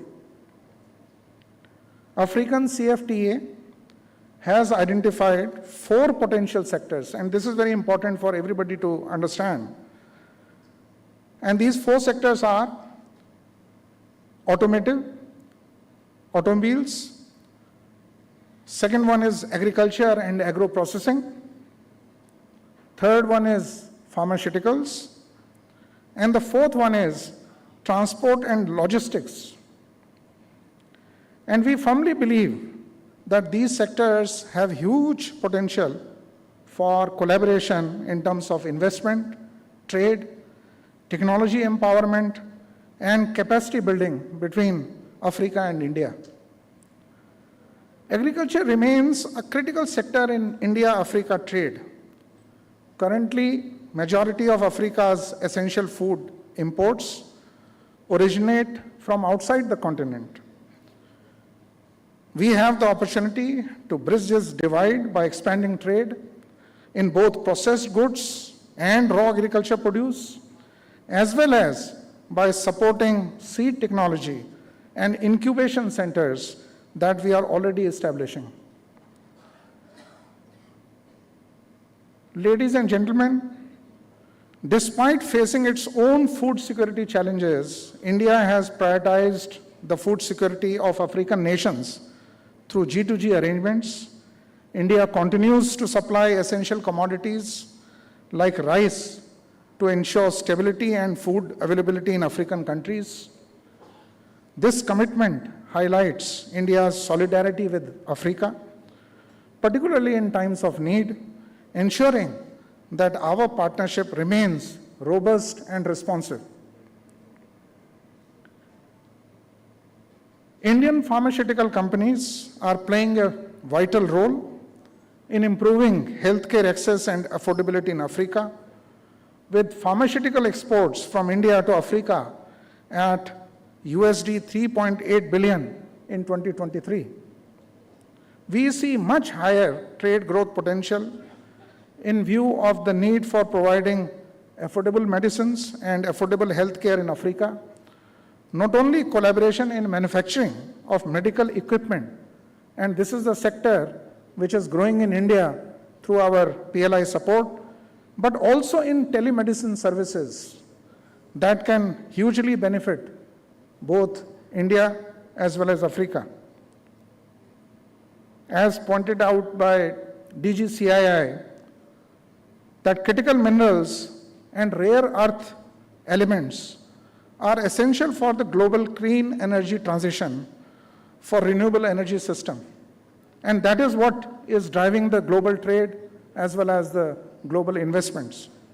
Africa is a key player in the global supply chain for supply of such minerals. Collaborative efforts between India and Africa in this sector could lead to development of sustainable practices in mining and processing, ensuring that both regions benefit economically while minimizing the environmental impact. Logistics and transport is a another important sector which I told you just now, which has been identified by Africa. We would be keen to share India's experience in implementing a very successful PM Gati Shakti master plan to design and implement modern logistics infrastructure that leads to seamless multimodal connectivity with our fellow members in Africa, and can have deeper engagement on how we can learn from each other's experience in leveraging information systems and digital tools that support efficient development of logistics infrastructure in Africa. India has another very successful program, that is the Unified Logistics Interface Portal, popularly known as ULIP, is again an example of how efficient public digital infrastructure can be developed to help MSMEs and startups to drive greater efficiency and transparency in logistics operations and help reduce logistic costs. This is another area where India would be very keen to share its experiences and have exchange of best practices with our fellow members in Africa. Not only exports, there is a huge scope to expand India's import basket from Africa. A study by the Commonwealth Secretariat has identified 17 African countries which would be able to export 129 unique intermediate products to India. And these imports are currently being sourced from less competitive suppliers, which implies that India and Africa both can benefit from facilitating market access to African partners in supply of these intermediate products to India. Coming to our common ideology in WTO, I would just like to say that India and African countries share strong common views and interest on issues related to food security, agriculture, technology transfer, policy space for industrial development and WTO reforms. We must remain together. And this is very, very important, the way there has been a fragmentation of the whole globe and the increasing protectionism, that we must remain together on these issues and continue to pursue the mandated priorities agreed at Doha Development Round in the WTO. India is also willing to offer tailor-made trade-oriented capacity building programs in areas such as trade facilitation, trade promotion, trade finance, trade policy, and trade negotiations. We have two very important centers in India, one Center for WTO Studies, another Center for Trade and Investment Law, and Indian Institute of Foreign Trade, which can, and they are working on various programs which can have larger capacity building collaboration with Africa. In the end, I would like to mention the recently concluded Voice of Global South Summit, where our Honorable Prime Minister proposed a comprehensive global development compact, which will be inspired by the developmental priorities set by the countries of the Global South themselves. In future, India and Africa are believed to emerge as twin growth centers, transcending their multifaceted partnership to a new level, and this is the reality. Let us work on the new opportunities and leverage our combined strengths to derive maximum economic benefits for the people of India, Africa, the Global South, and the world as a whole. Thank you so much.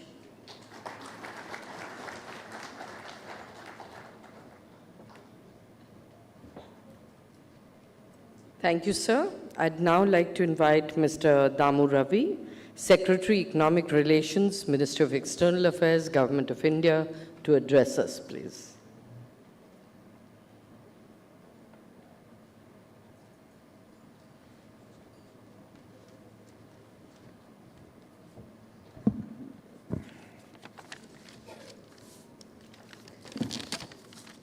Well, good afternoon to all, and let me at the outset acknowledge the presence of the distinguished gathering here on the stage.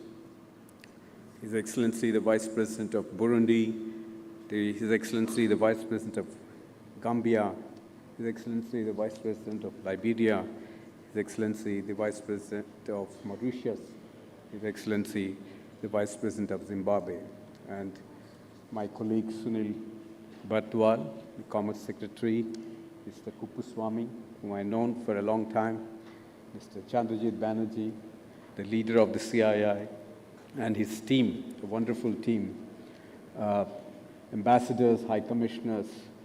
I see a large contingent of business delegation, academicians, a lot of familiar faces that I know, and the media. And good afternoon to all. I must also acknowledge the presence of my two very distinguished Additional Secretary, Sevila Naik and Puneet Roy Kundal. Thank you for all the support that you have done. At the outset, let me begin by saying, congratulating and deeply appreciating the efforts of the CII and his wonderful team, Mr. Chandrajit Banerjee and his team, for doing this highly successful 3-day event where significant business interactions have taken place, G2G meetings have taken place, and a lot of ideas have flown in to forging new business collaborations with both India and African partnership. I'm very convinced the way this year participation has taken place with attracting a large number of people from Africa and Indian businesses, that this kind of conclaves are very useful. You might not know the business engagements and their gains immediately, but I think we have to see it in the context of a larger India-Africa partnership. There is a strategic value that we need to recognize, and that strategic value is multidimensional. We are meeting today at a time when Africa itself is evolved into a very important member of the G20. And what it means for all of us is also the G20's agenda will have a very strong focus on Africa issues, which means the Global South issues. And what more, from a person in the Ministry of External Affairs dealing with Africa as a continent, it is actually deepening the partnership of a rising India and a resurgent Africa. This is a wonderful way of putting it together in the context of this particular conclave. I've always believed, and so are my colleagues, that partnership with Africa is very, very critical for any country on the rise. It is just not for India. Many countries around the world who look at developing and deepening a greater economic engagement and their own growth, Africa becomes very critical in that sense. So for a rising India in the 21st century, the India-Africa partnership is very valuable and extremely important for us. I would like to put this in the context of the relative importance of Africa and in the global context. Now let's look at the trade numbers. Already my colleague and a friend, Sunil Bathwal, has mentioned that the trade in 2022 was $100 billion, but slightly dipped last year for geopolitical reasons.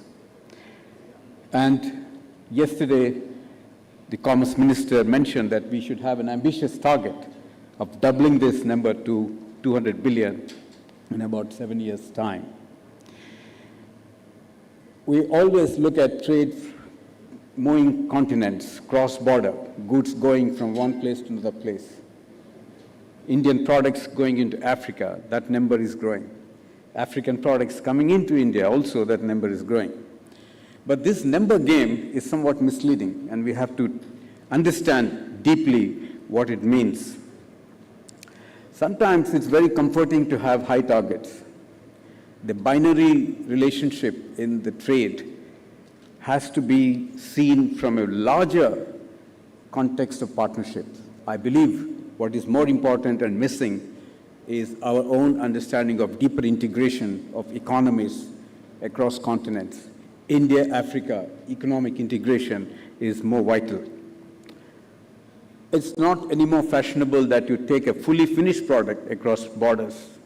That's an outdated concept. We should be looking at setting up manufacturing zones in Africa so that your semi-finished products are feeding into making a final product on the African continent. And this is where comes in the importance of the supply chains. I think on in the economic policy level, we haven't really addressed the importance and the gaps that are impeding the supply chain dynamics between India and Africa. I think that's work in progress, I must say. So it's about the finished goods versus the components, but ultimately if you're looking dynamically at a region and a relationship of enduring context, we have to see that we have more of Indian assembling plants and zones in Africa, and this should be in sync with the Africa-wide continental free trade area. And if you are bringing that idea into fruition, it would have a multiplied effect. I was very happy to see yesterday the exhibition along with the Vice President. A lot of products on display. But I would also like to, perhaps for the next conclave or the regional conclaves, we should have more African products on display too. And how we can facilitate that so that Indian businesses are also able to know that there are products and how we can collaborate to bring those products into India. Commerce Secretary mentioned about a large number of African products that can be sold in India. There is already duty-free tariff preference scheme already available for those products. But we should also reflect as to why that particular scheme is not fully being utilized by the African businesses and what are the shortcomings. Perhaps there are some lessons for us there. A large number of Indian companies are moving into Africa to do manufacturing.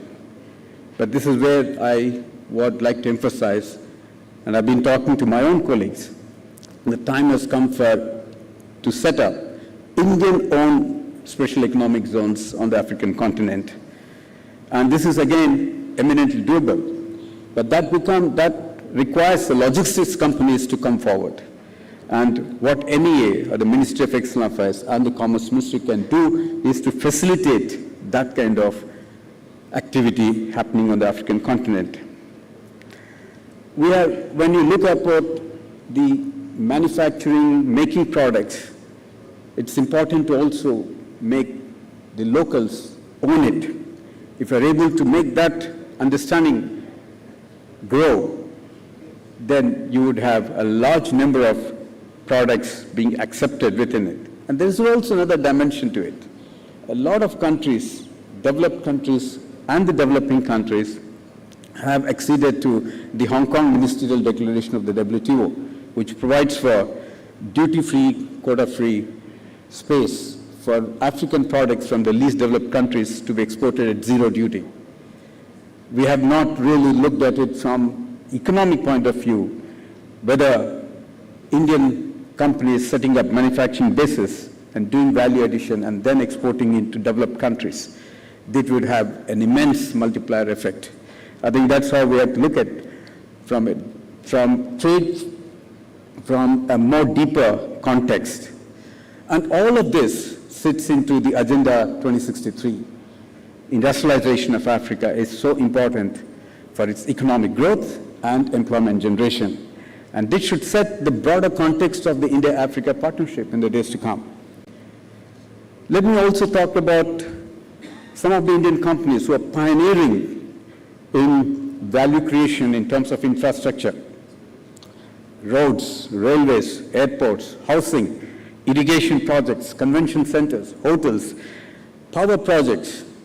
There's a lot more is possible, and already Indian companies are doing it. And Mr. Kuppuswamy knows very well how active the Indian companies are present in the African continent.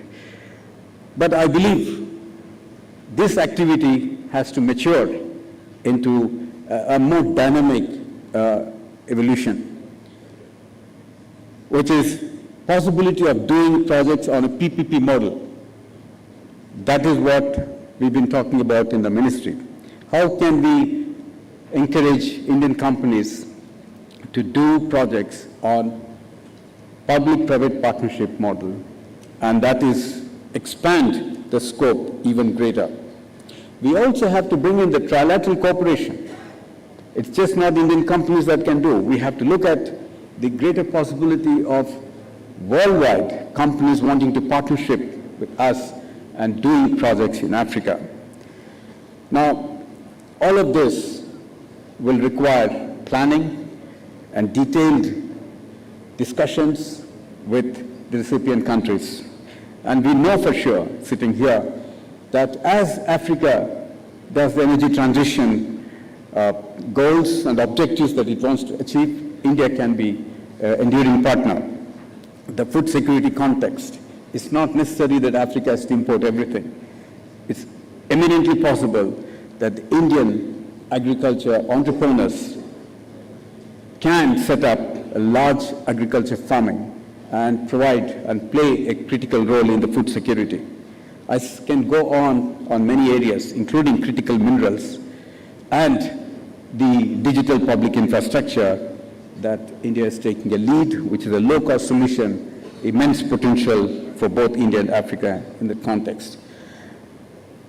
I would also like to understand, and perhaps this is an important area to bring to light, the information gaps filling, and that's the task of the African leaders. Indian companies perhaps are not fully aware of the laws, legislations, the incentives and the scheme, the protection on investment, return on investment, the land lease policies that you have. This is an exercise that needs to be undertaken by the African leaders so that Indian companies and Indian government are able to understand better so that we can do enduring partnerships for both India and Africa. I'd like to leave a thought for the CII. Perhaps, we need to do reflection. What are the takeaways from this conclave? 3 days of interesting sessions, so many ministers who have come, so many businesses engagement. I think those inputs would be very valuable for the policy level in the government. We would encourage CII to share with us their thoughts on that. I would like to further elaborate that an event like this cannot be a one-off event. You have to have a regional events too, and that should happen on the African continent. And we would like to work closely on this front. The most important element that we missed is actually to bring in funding agencies and financing, blended financing arrangements. For any economic activity, any projects to do, you need to address that element. Banks to pension funds to green funds, these are all there. It's all available. But we need to find a winning formula to tap them. We'll leave this for the next conclave to bring in a holistic sense in this India-Africa partnership. Thank you very much.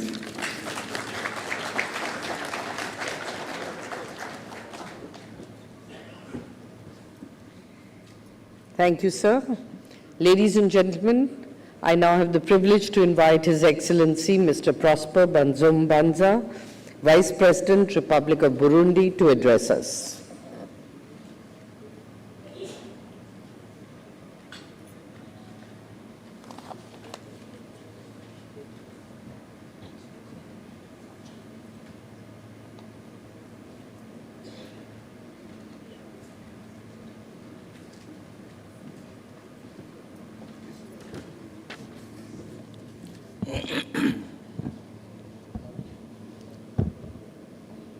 Excellences, Monsieur le Vice-président ici présent, Excellences, Mesdames et Messieurs, Monsieur le Directeur général de la Confédération industrielle indienne,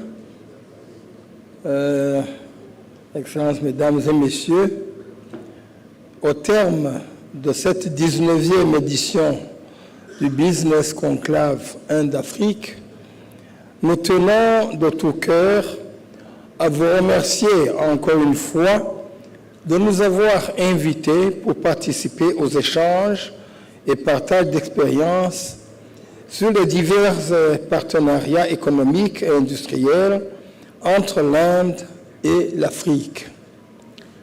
La déclaration de tout à l'heure du directeur général de la Confédération industrielle indienne en est une illustration par excellence, car le cap des 100 milliards de dollars d'échanges commerciaux avec l'Afrique, avec l'objectif de le doubler d'ici peu d'années,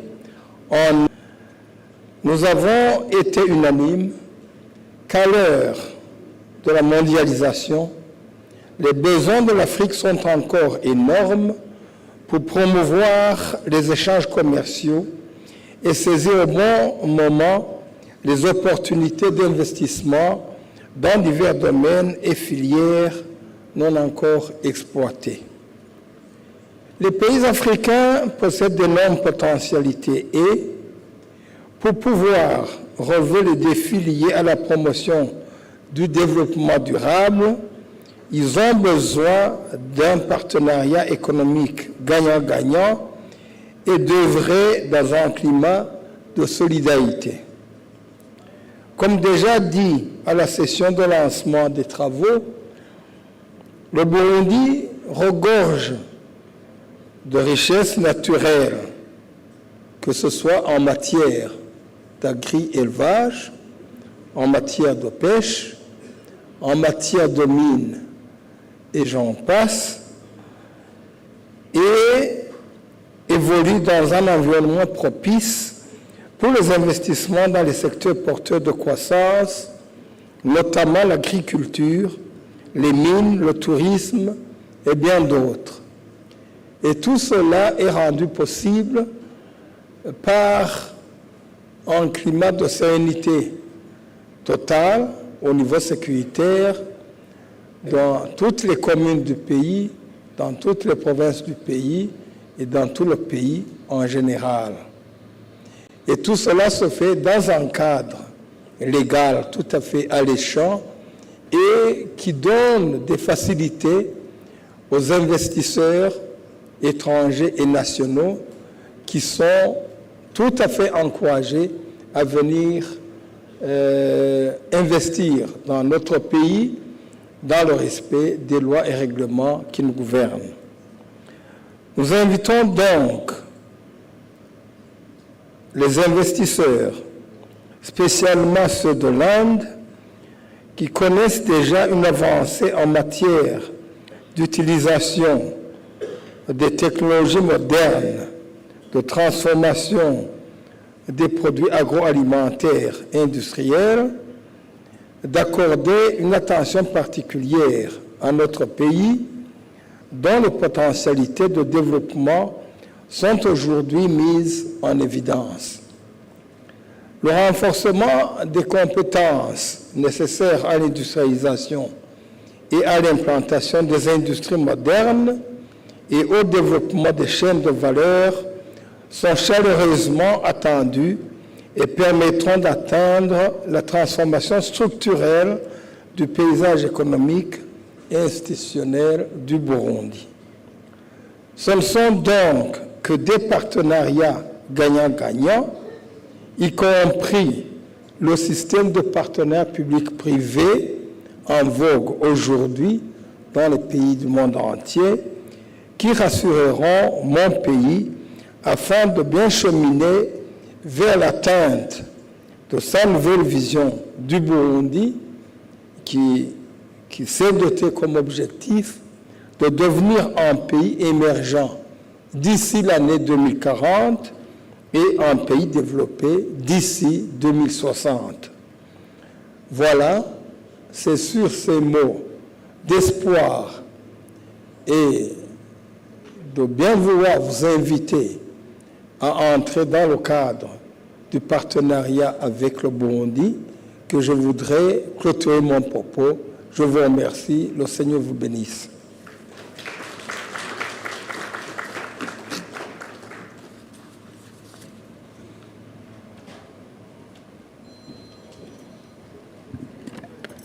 Thank you, Excellency.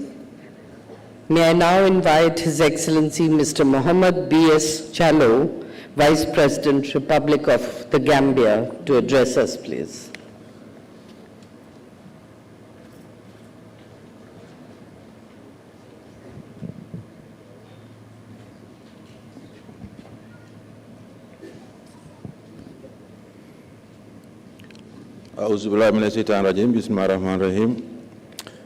Your Excellency, the Vice President of the Republic of Burundi, Your Excellency, the Vice President of the Republic of Liberia, Your Excellency, the Vice President of the Republic of Mauritius, Your Excellency, the Vice President of the Republic of Zimbabwe, the Command Secretary of the Government of India, the Secretary of Economic Relations, Minister of External Affairs, Government of India, the Director General Confederation of Indian Industry, the Co-Chairman, CII Africa Committee and Advisory Group, Finance and Special Projects, Sapoji Pelonji Group, esteemed guests, ladies and gentlemen, it has been a privilege to be part of the CII 2024 and witness incredible discussions and collaborations that have taken place over the past few days. The partnerships formed here will undoubtedly lead to progress and prosperity for all involved. I commend the efforts of all the participants, speakers, and organizers for making this event a success. Your dedication to advancing innovation and entrepreneurship is truly inspiring. During these days, I and my delegation were engaged on a series of discussions with multiple countries and companies for cooperation in areas of mutual interest for contribution towards the transformation of the Gambia. This engagement includes energy, infrastructure, tourism, affordable housing, transportation, healthcare, and capacity building. Therefore, I am convinced that the outcome of this event will evidently gain fruition as the commitment demonstrated by both parties is realistic. Though the Gambia has made gains in previous conclaves, and this trend will continue until this dream is fulfilled. Consequently, we are committed to the ideals of the conclave and have no regrets in participating. Your Excellencies, esteemed guests, ladies and gentlemen, as we leave this forum, let us carry the spirit of collaboration and determination to drive positive change in our communities and beyond. Together, we can create one future. Let me take this opportunity to thank the Government of India for their hospitality accorded to me and my delegation. I also want to thank the Confederation of Indian Industry for hosting this insightful event. Let us continue to work together towards a brighter future. And I wish a safe travels to all, and I look forward to hearing about the great things that will emerge from our time together here at CII 2024. I thank you for your kind attention.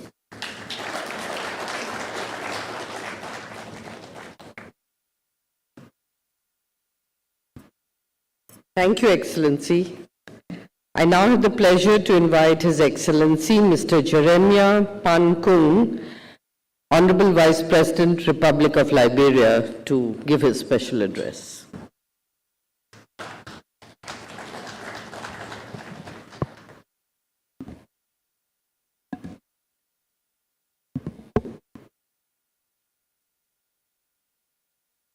My colleague, Vice President from Africa, officials of the Indian government here present, members of the CII, distinguished ladies and gentlemen, I want to start by saying a big thank you to the government and people of India for this forum. And I also want to thank the CII for organizing this forum. The forum was a learning curve, and Liberia want to be grateful for this forum. I also want to say thank to all the speakers for your well-loaded messages during these discussions. Africa and India, with the same number of population, 1.4 billion each, it is in our interest to work together for the betterment of our both countries. Like I said yesterday, I've come to make Liberia case. Liberia, again, is a country in West Africa, a very fertile land. Liberia is one of the few countries in the world with 7 months of rain. We want to encourage business people, investors within the agriculture industry. Please come to Liberia. Land is not an issue. We have lands. We can partner with you, whether it's public-private or it's private-private. Liberia is open for investment. We want to welcome you to Liberia, and let's start working in Liberia. Liberia is also rich in iron ore. By the way, ArcelorMittal, one of the world's biggest iron ore mining companies, is in Liberia.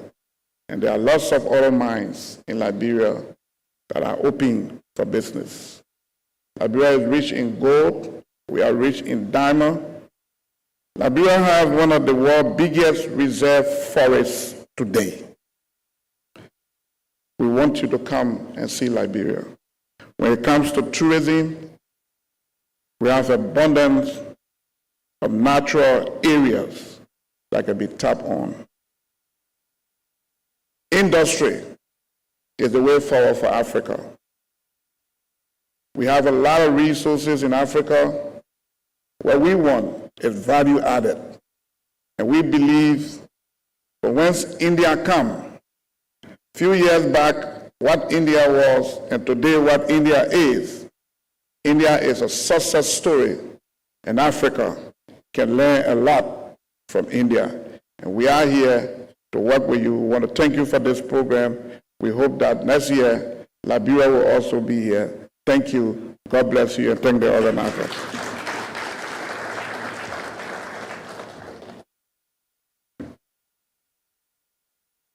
Thank you, Excellency. I now have the pleasure to invite His Excellency Mr. Marie Cyril Eddy Boissezon, Vice President, Republic of Mauritius, to please address us.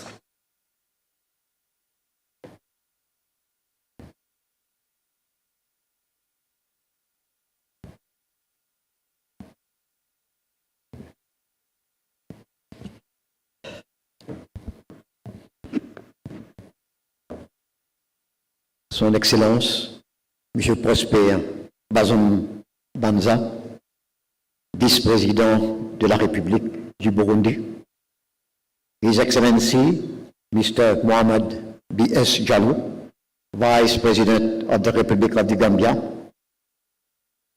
His Excellency, Mr. Jeremiah Pankong, Honorable Vice President of the Republic of Liberia, His Excellency, Retired General Dr. Chiwenga, Vice President, Republic of Zimbabwe, Mr. Damuravi, Secretary Economic Relations, Ministry of External Affairs, Government of India, Mr. Sunil Bartlu, Commerce Secretary, Government of India, Mr. Chandrajit Banerjee, Director General, Confederation of Indian Industry, CII, the Honorable Ministers present, Head of Delegation, members of the Diplomatic Corps, representatives of international organizations, officials from India and Africa, members of the press, Excellencies, ladies and gentlemen. It is a pleasure for me and a privilege to stand before this respected gathering at the Valedictory session of the 19th edition of the CII India-Africa Business Conclave. Since its inception in 2005, the CII Africa Conclave has emerged as one of the largest congregations of senior ministers, policymakers, business leaders from Africa and India, cutting across sectors. This edition, like the previous one, has been a giant leap of Africa and India relationship. The essence of the CII conclave have been to encourage Indian exporters to access the African countries and increase their presence in their region.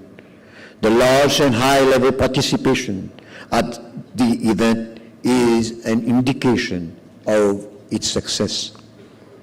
This multi-pronged target of increasing trade, investment, and developmental activities requires a sustained and concentrated effort. During the 13 sessions and 2 special sessions, the conclave has focused on some of the key areas of partnership and emerging opportunities in agriculture and food processing, defense, digital partnership, financial partnership, healthcare and pharmaceutical, infrastructure, power and energy, skill and capacity development, and we hear now space development. The growing of India-Africa economic exchanges bear testimony of the tangible benefits that have accrued from the high-profile engagement at the previous conclaves. The B2B meetings held during the 19th edition have reinforced the momentum and kept the Africa agenda on the forefront of Indian investors and exporters. Excellencies, ladies and gentlemen, India and Africa are natural allies. We have many things in common, and we have a common civilization heritage. We have a historical link in Mauritius from the Mahatma Gandhi, who sowed the seeds of Ahimsa Dharma, non-violence in South Africa. Also, Africa has great leaders of international status like Nelson Mandela, among others. Let me share with you that on his way to South Africa, to India in 1901, Mahatma Gandhi spent about 20 days in Mauritius. His philosophy and his actions have greatly influenced many of the great figures of the 20th century in Mauritius. On his return to India, the Mahatma strongly encouraged Manilal Bhatta, a young Gujarati lawyer, to travel to Mauritius in order to help its Indo-Mauritian community, mostly descendants of the indentured laborers from India. Organizing such an event cannot happen every night. So now, let's hope that there shall be many captains of industries who will go to champion India in the African countries. I cannot thank everyone enough for the involvement they have shown and the willingness they have expressed to take on the completion of tasks beyond their comfort zone. At the end, I would like to congratulate Mr. Sanjeev Puri, President of the Confederation of Indian Industry, and everyone associated with this esteemed organization for continuing with the rich tradition of holding this annual conclave. Thanks to all of you for making the 19th edition of the conclave successful. We have made yet another step towards furthering the vibrant economic and people-to-people exchanges between India and Africa. I extend my best wishes to the members of this conclave in our mission of expanding the partnership horizons of India and Africa for our mutual benefits. This conclave has been another beacon of inspiration in our quest to reach the objectives of the African Union 2063 agenda. Together, and I'm sure we can achieve more. Thank you. Adaptable. Thank you. Merci.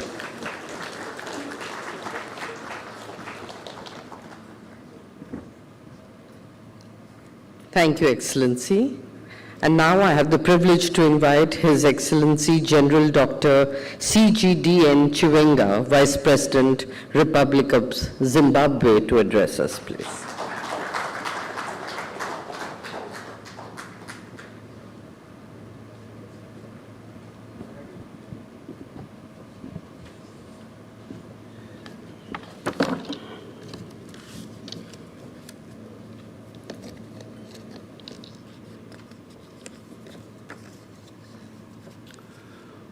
Vice President of the Republic of Burundi, Vice President of the Republic of Gambia, and Vice President of the Republic of Liberia, and Vice President of the Republic of Mauritius, Director General of the Indian Industry,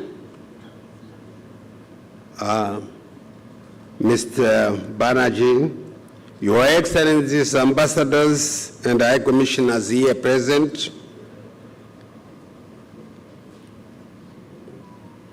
Secretary for Commerce of India, Mr. Sunil, and Captains of Industry, Secretary for External Affairs, and Captains of Industry and Commerce. Ladies and gentlemen, a very good day to you all. Namaste.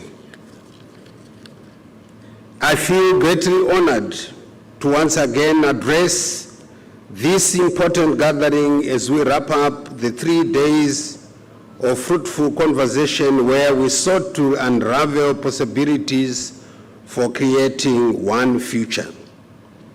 A future that will meet our shared vision for an interconnected and seamless economic growth that also cement the bonds of friendship that have existed between India and Africa since time immemorial.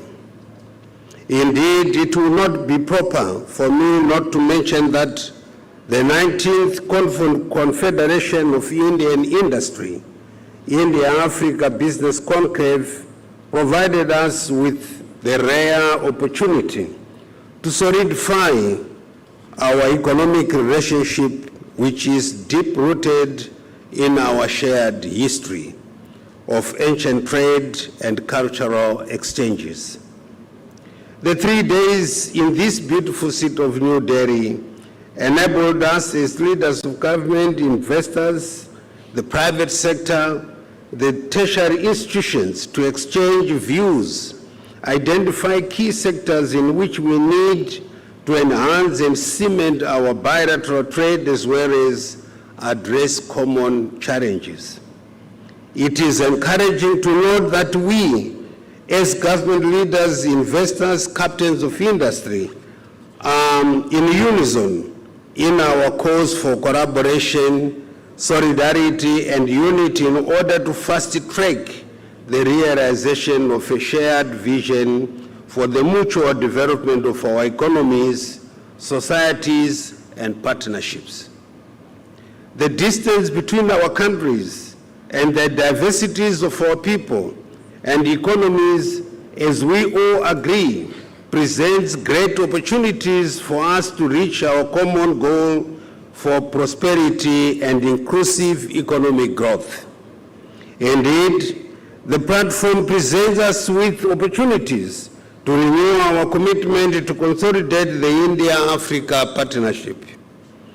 Let me underscore Zimbabwe's enthusiasm and commitment to actively participate in the shared vision we have identified for ourselves. As a country, we commit to continue the conversation with prospective investors and traders. We need to keep the momentum and finalize on all the memoranda of understanding and projects that we have committed to. The impetus and objectives of this business conclave should be maintained and followed through.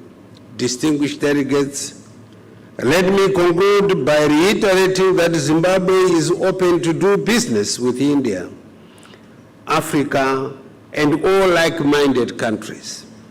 Zimbabwe is ready to absorb investments in agriculture, mining, manufacturing, health, energy, information communication technology, space technology, tourism, and infrastructure development sectors.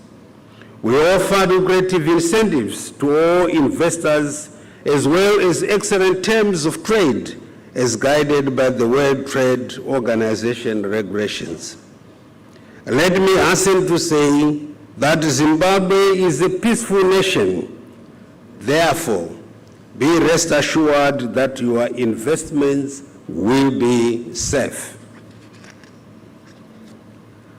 As we part today, let me encourage all of us to take advantage of our engagements during these 3 days and follow up on the business conducts shared, investments and trade conversation initiated during the 19th edition of the Confederation of Indian Industry, India-Africa Business Conclave, and make good use of these going forward. Indeed, it would be remiss of me not to mention that the 19th CII India-Africa Business Conclave provided us with the rare opportunity to sample the to sample and the famous Indian cuisine and enjoyed. I hope all of us have enjoyed. And those who will come next year, I think you will get better cuisines than what we got this time around. My delegation and I look forward for greater economic cooperation and mutual partnership and the upcoming 20th edition of the Confederation of the Indian Industry, India-Africa Business Conclave. I thank you, Dan Vada.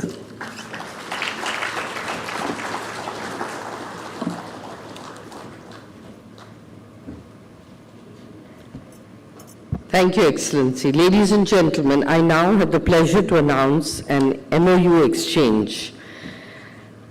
The Commonwealth Enterprise and Investment Council has been a long-term partner of the CII since 2015, and today we are delighted to announce that we are taking this relationship to the next level. We are proud that the CWEIC is setting up its India hub at the CII headquarters in New Delhi.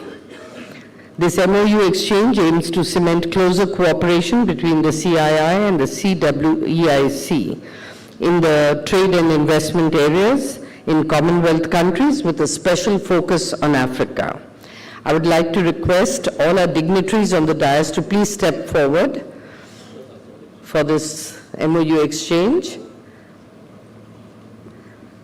And may I invite Ms. Rosie Glazebrook, CEO of the Commonwealth Enterprise and Investment Council, to join us on stage for the MOU exchange. And may I request DG CII, Mr. Banerjee, to kindly exchange.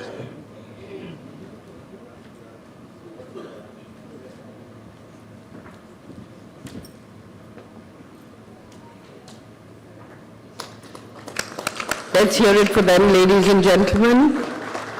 This is indeed another step forward at the Africa Conclave.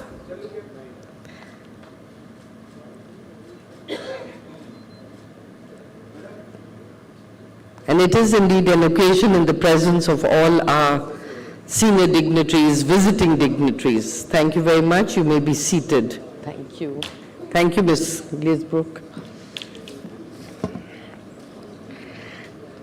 I'd now like to invite Mr. S. Kupuswamy, Co-Chairman, CII Africa Committee and Advisor Group Finance and Special Projects, Shapoorji Pallonji Group, to give the vote of thanks.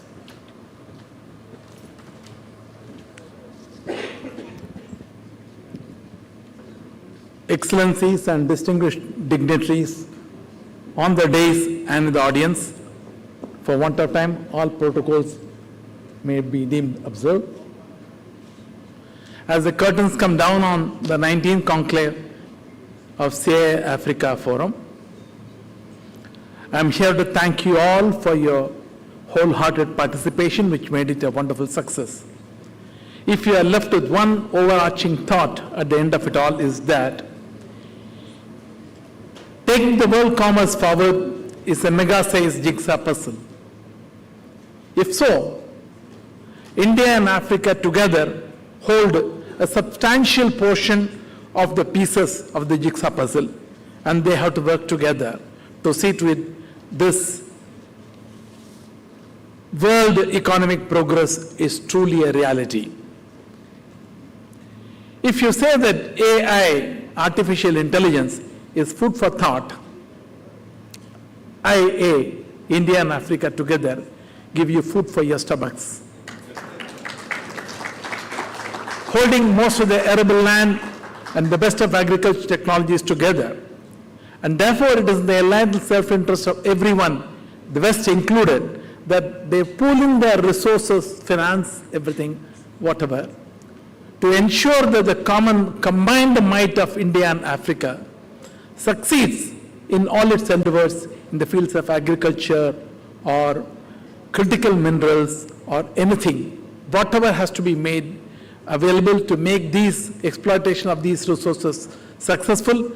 Everyone's interest lies in pooling their resources into this. The saying goes, centuries ago, 2,500 years ago, Adi Shankara, the great philosopher of India, said, Swadesho Bhonatrayam, all the three worlds are my country. He transcended barriers of nationality and religion.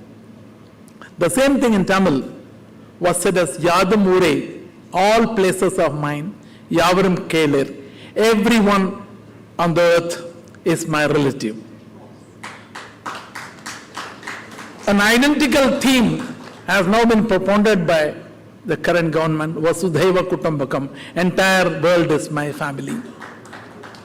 With this thought in mind, let us pool our resources together and make India-Africa combined ventures a success.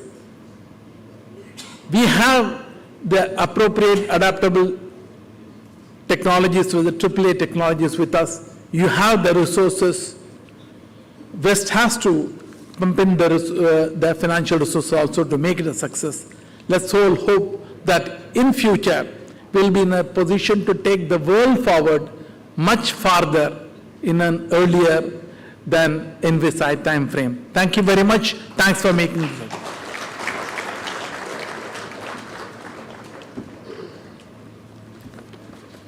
Thank you, Mr. Kuppaswamy. And ladies and gentlemen, before we close, we'd like to give a token of appreciation to all our esteemed guests.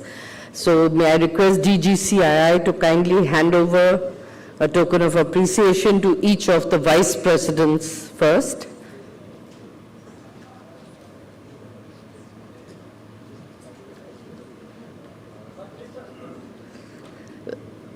CB photo.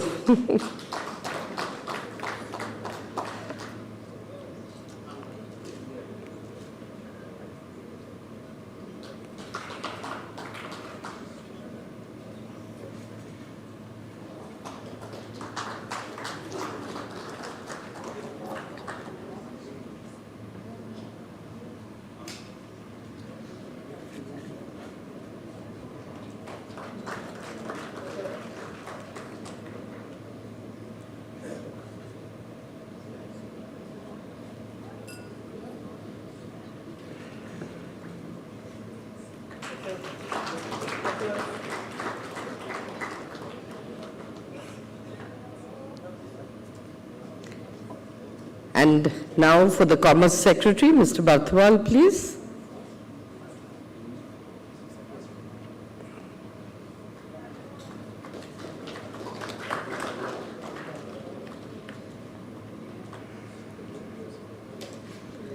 And one for Mr. Damu Ravi, Secretary, Economic Relations, Ministry of External Affairs.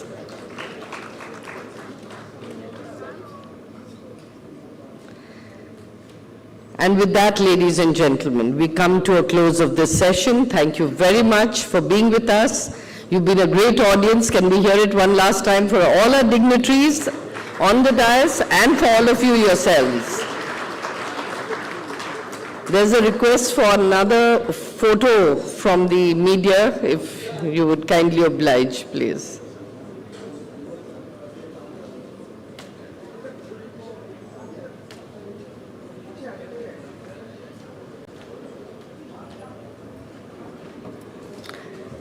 Ladies and gentlemen, lunch is served in the regular places which you are now very familiar with. Request you to join for lunch and look forward to seeing all of you at the 20th CII Africa Conclave next year. Thank you very much.